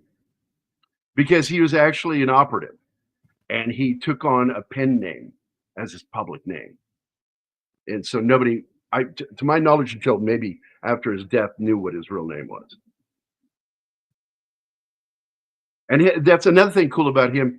He didn't start writing until his late 40s. He was almost 50. And his wife says, well, if you're going to change careers, you better start quickly. And he did. Wrote some great books. Russia House. I love his writing.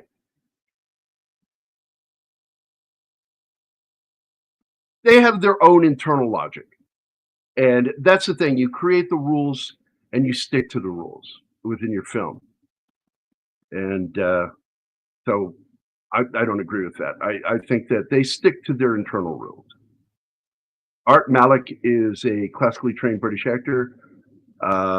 He plays his character convincingly as a leader of the Mujahideen.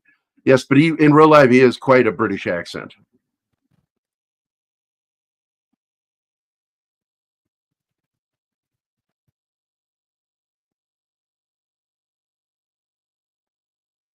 Yeah, the Mission Impossible films are the closest that they've gotten to a competitor to James Bond, cinematically.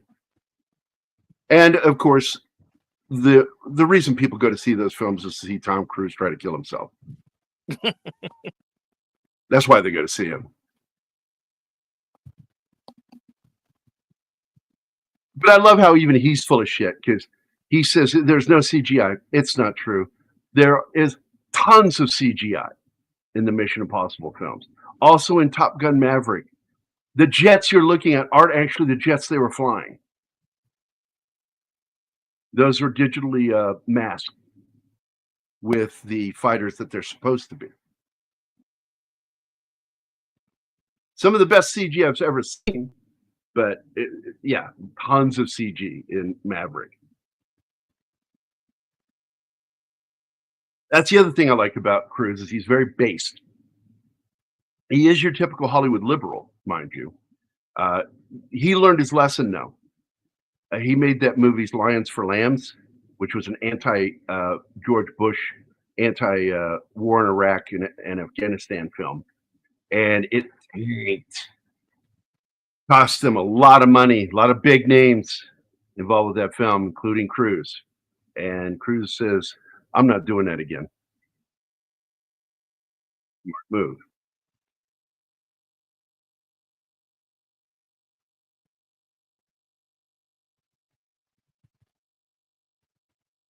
Well, these Bonds aren't woke, but if you watch that making of documentary for this movie, you will hear some of the early phrasing, a more modern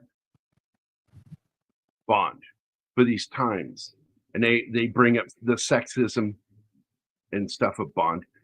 What I get sick of is people who misuse the word misogyny for sexism, because there's a difference. And, you know, I've always used that joke as an explanation of the difference, which is, you know, because they'll go, well, what's the difference? And I'm like, well, one requires complete hatred, complete disrespect and hatred to be misogynist. It's like misandry is women hating men. But anyway, so the joke is that the Chicago cop pulls the guy over for not stopping at a sign. The guy says, I slowed down. And he says, yeah, but you didn't stop. And he goes, yeah, but I almost slowed down. I mean, almost came to a complete stop. You could hear my brakes. And he says, yes, but you did not stop. And he goes, stop, slow down. What's the difference? Step out of the car, sir. Gets him out. Put your hands on the hood. Puts his hands on the hood. He pulls out a nightstick and starts beating the shit out of the guy. He says, now, do you want me to stop or do you want me to slow down? That's the difference.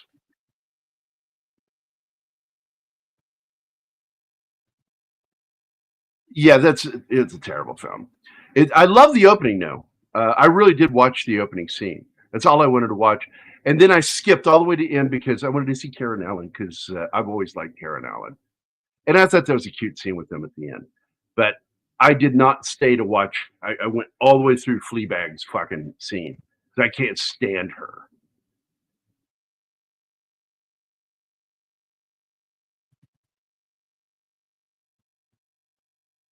Yeah. And that was in the 80s. And it's wrong, because that's why I agreed with Christopher Nolan. He said if I directed Bond, because he wanted to, he would have made it a period piece, because that's really what they should do. They should stop trying to modernizing it. Keep it in the 60s, late 50s, early 60s.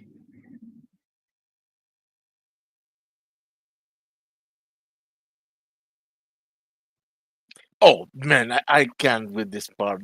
You mean to tell me that those pilots didn't see a freaking Hercules on the drive? Yeah, I know. By the way, this has some of the best miniature effects ever, because I actually had trouble spotting some of the miniatures in this. They were so well done, and they were large scale miniatures. That's sort of like jumbo shrimp. Contradiction. Large scale miniatures. Yeah, Jumbo bigatures. Bigatures. It just sounds like you don't know how to say bigot. How dare you? Yeah, I didn't watch any scene with Phoebe in it. I just watched that opening, and I watched the when Karen Allen comes in, and that's all I wanted to see. I thought the ideas behind it was stupid. They killed his son instead of recasting him and having that be the one that's working with him. Fucking insults. But then I will tell you the video game, pretty damn good.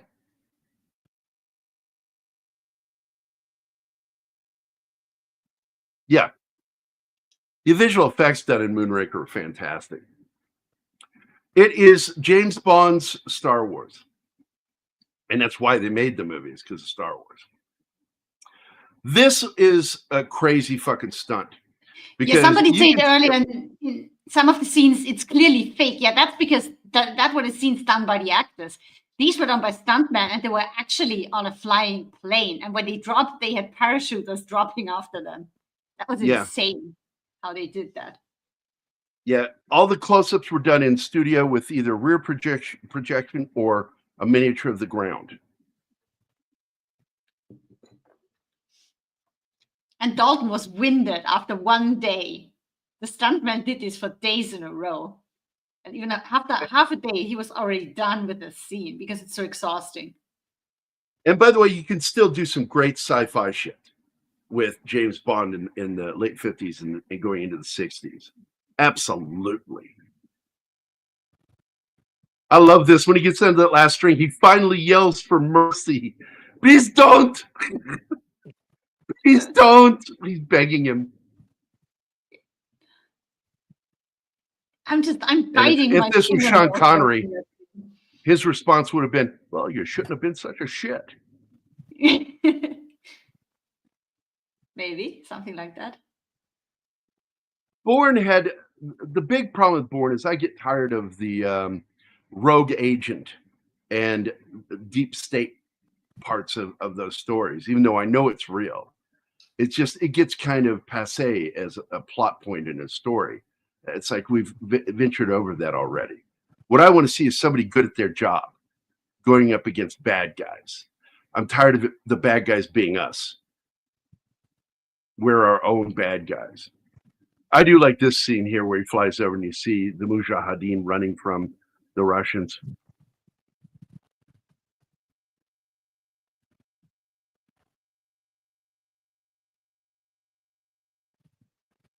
Wait a minute, what's this? Same with Kenneth J. Kitsom. He was handed the title of Aaron Cross. And yeah, that people wanted to see Jason Bourne.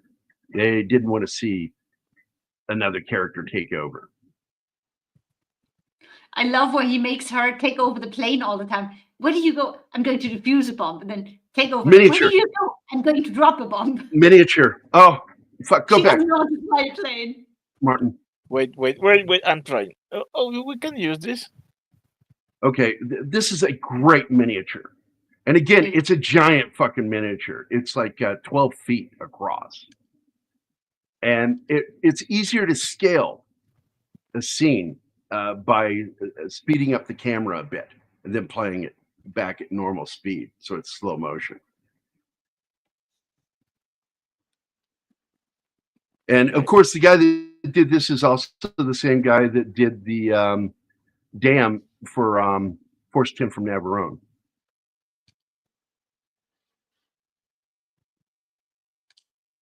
Which is a great scene. Also, I always love the miniature. It may also be the same guy there that did the dam for Superman, the motion picture or the movie.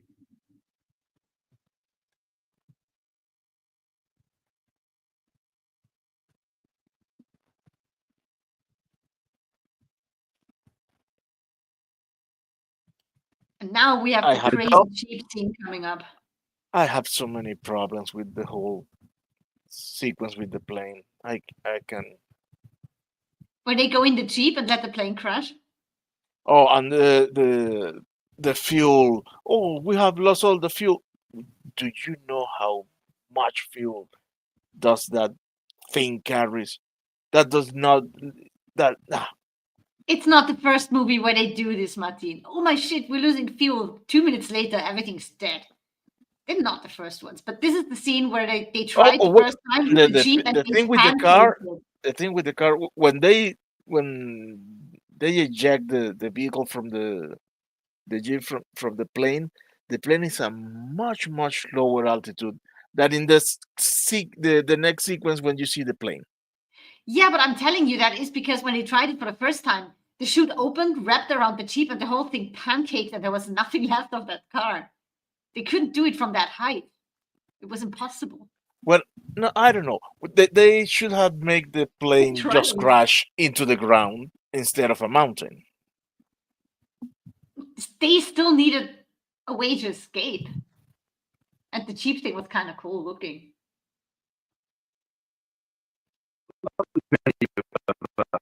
Oh, turn your. We can't understand you. Wait. You're roboting so badly.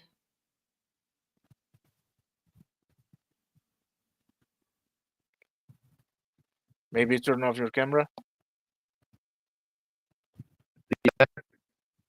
Damn. The problem persists.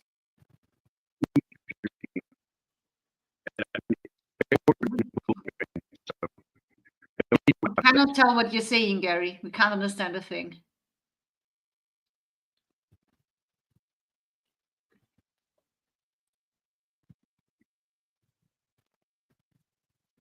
Yes, Bill, they did something like that. But I like to think that Uncharted, the movie, doesn't exist. But I have never seen that one. to each I his just own. found this. I found the scene unrealistic, but still very good because it had me on the edge of my seat. So Yes, it worked. the must-see thing in a Bond thriller. Wait, what did I have here? Wow! Tom Bacon is serious against Indy 5.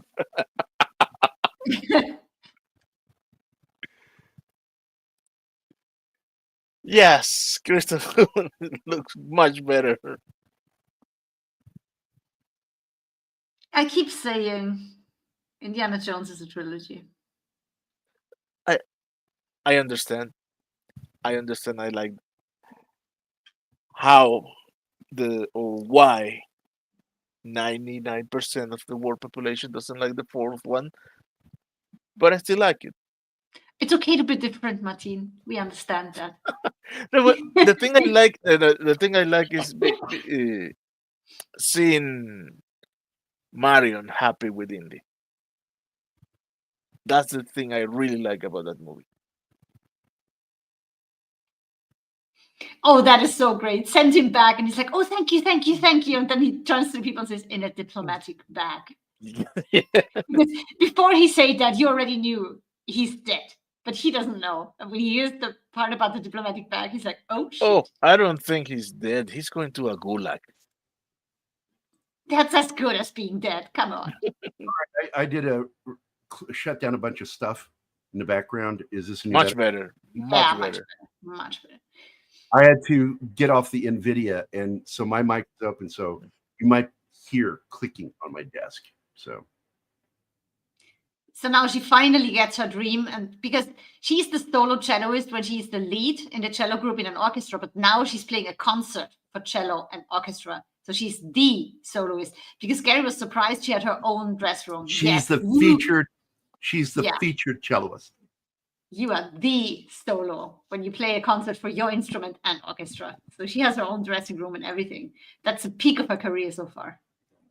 And it's also a very famous cello concert, and one that almost every cellist plays for graduation at college. It's Dvorak.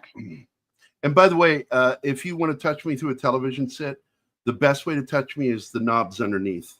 Just turn them. Oh my God.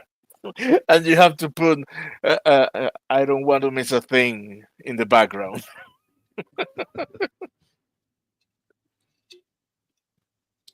Yeah, people are like,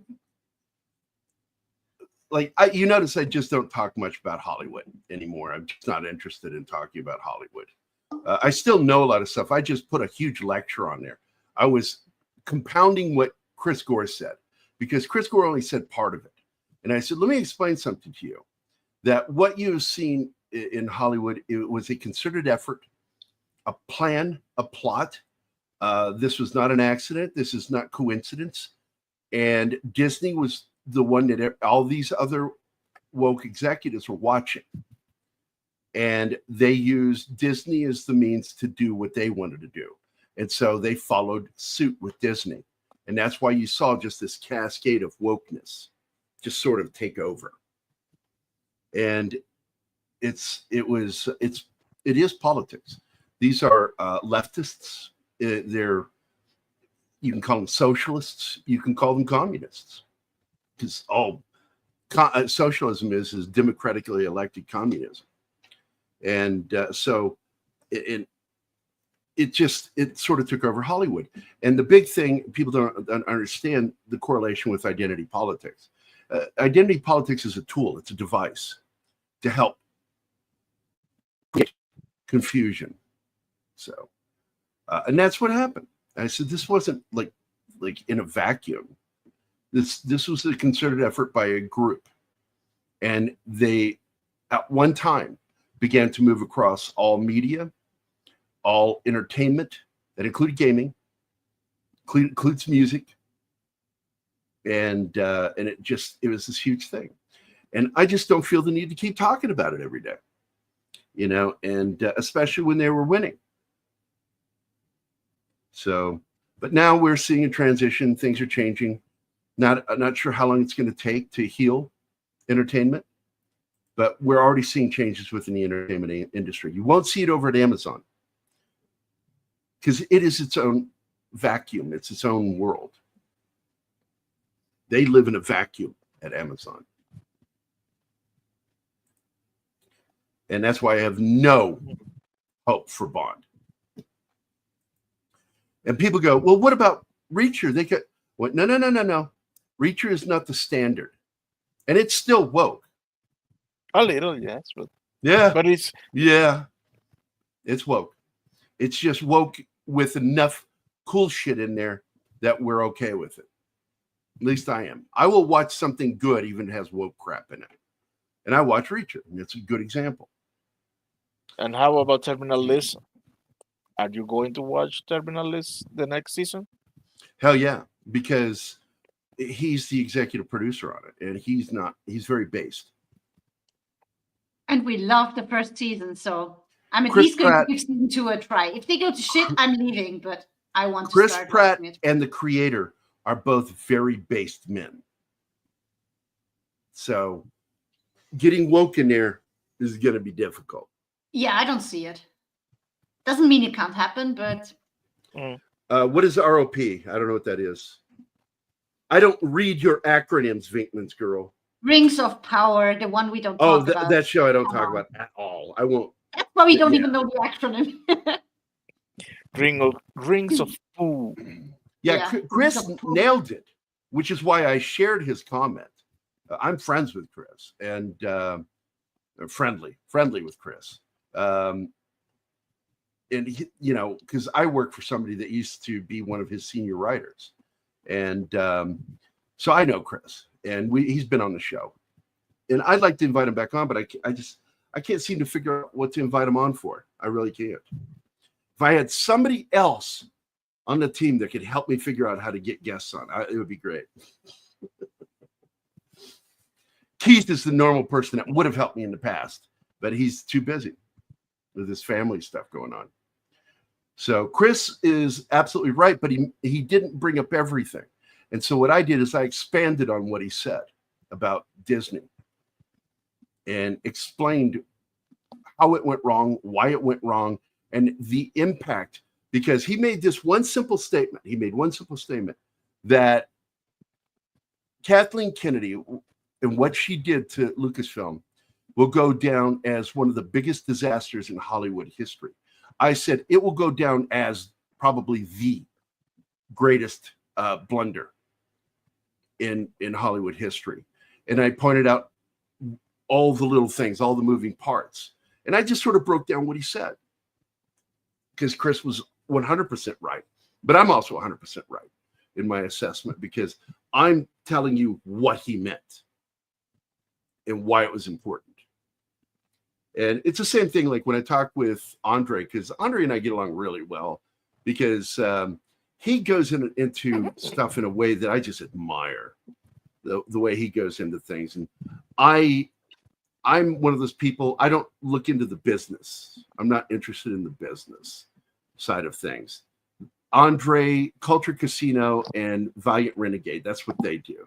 What I do is I know how to read a room. And I know behavior, and I understand why things are happening, why they're happening. I'm not telling you the business reasons. I'm telling you the whys, because I understand the way people think.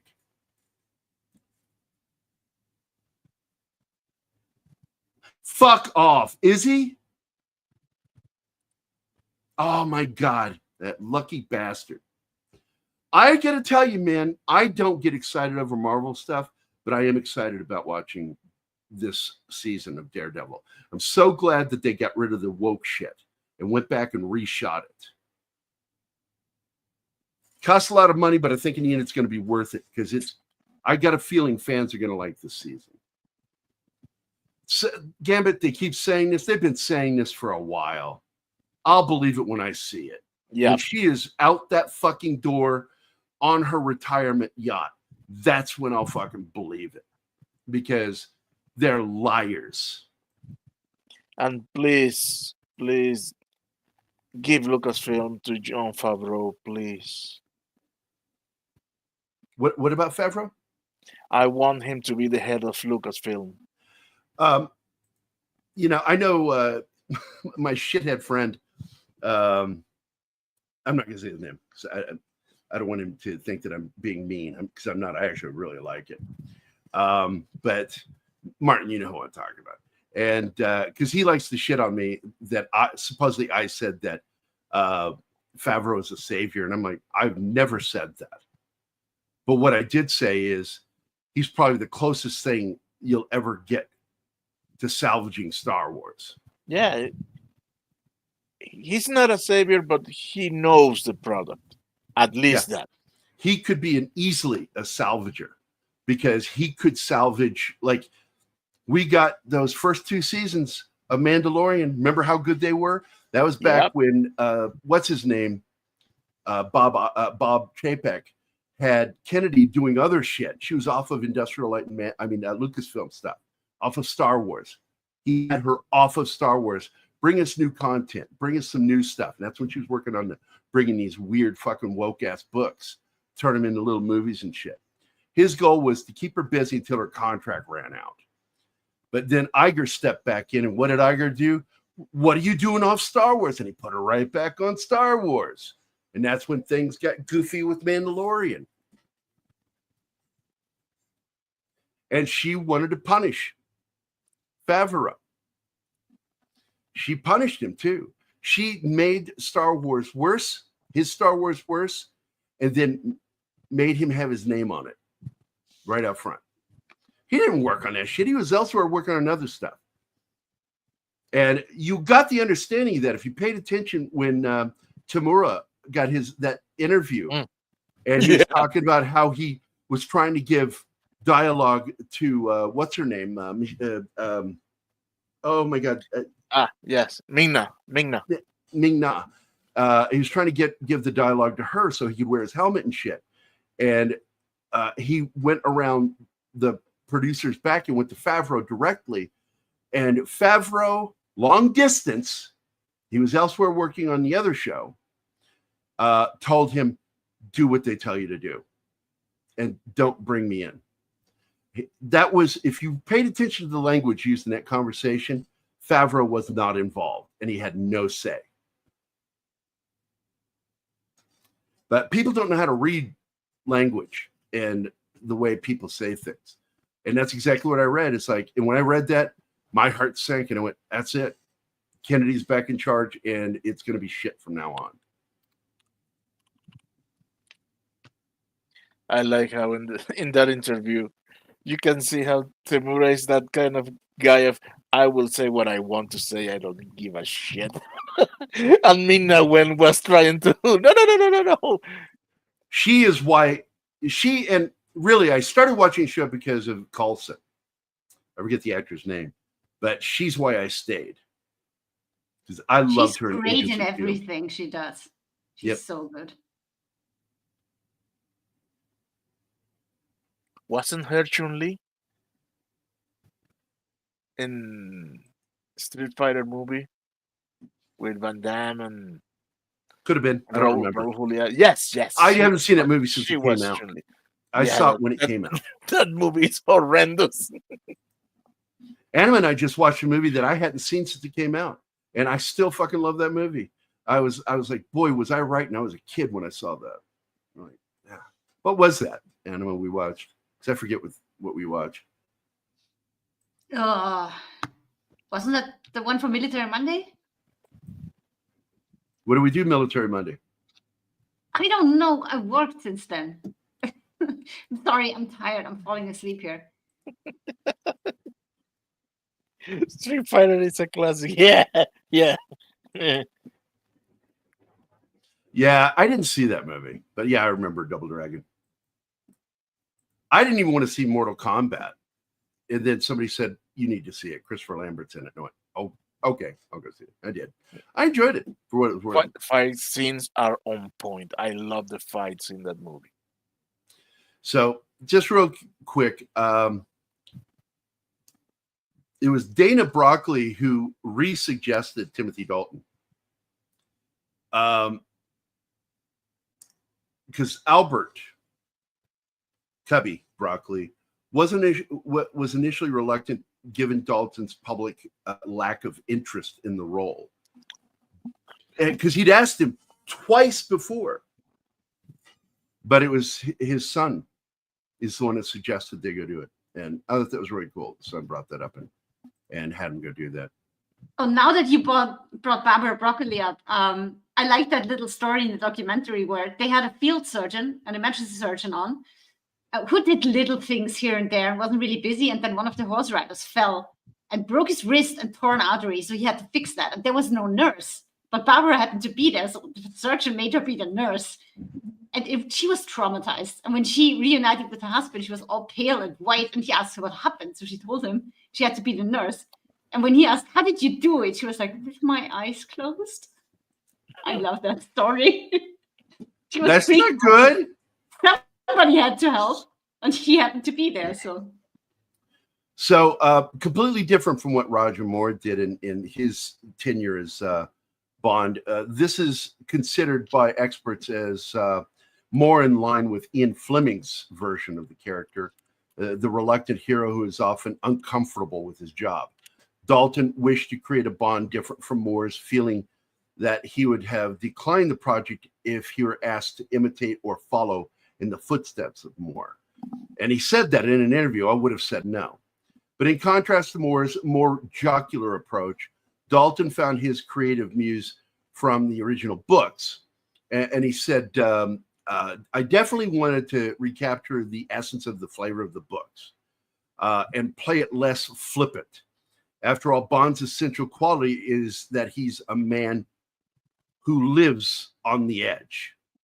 He could get killed at any moment.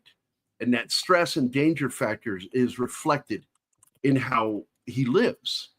The chain smoking, hard drinking, fast cars, and fast women. And I thought that was a really good understanding of the book character. That's what he is. And I also love that he said that, Bond was comfortable with killing. He had gotten made himself okay with it, which is how he became a 00.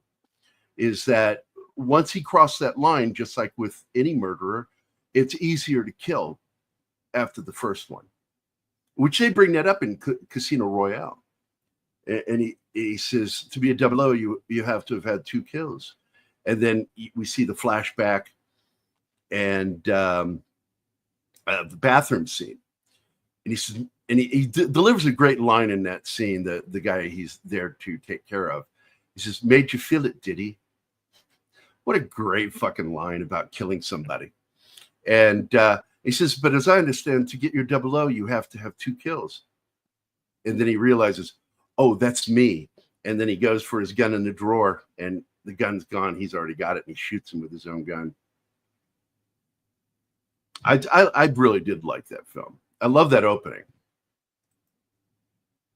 And I got to say, that's one of my favorite Bond themes, too, for Casino Royale, which is Chris Parnell, the guy who's saying Black Hole Sun. You Know My Name. Great fucking song.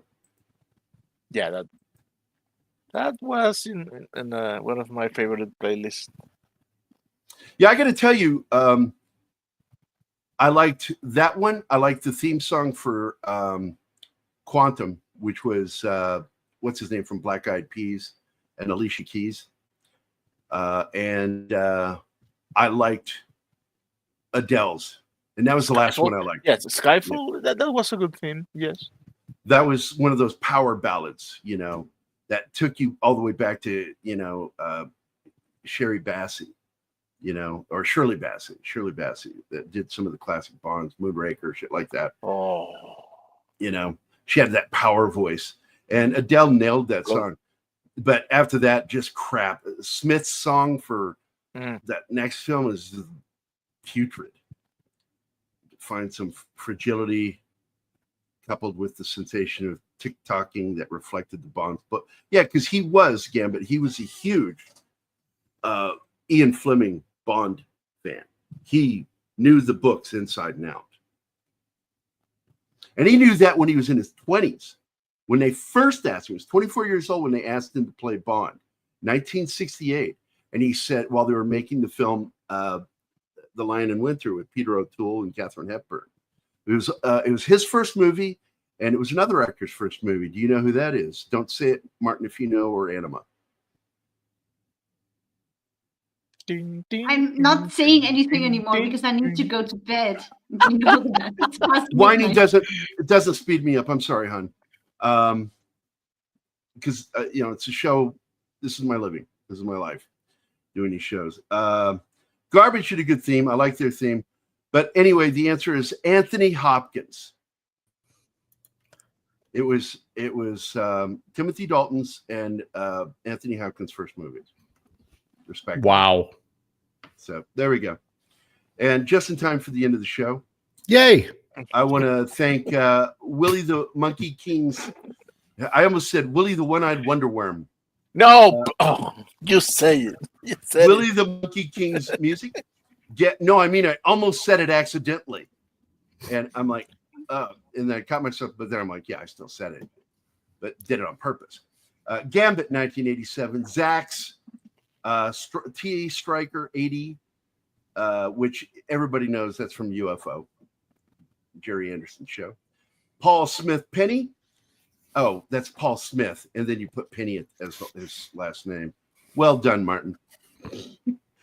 Yeah, you're not Penny.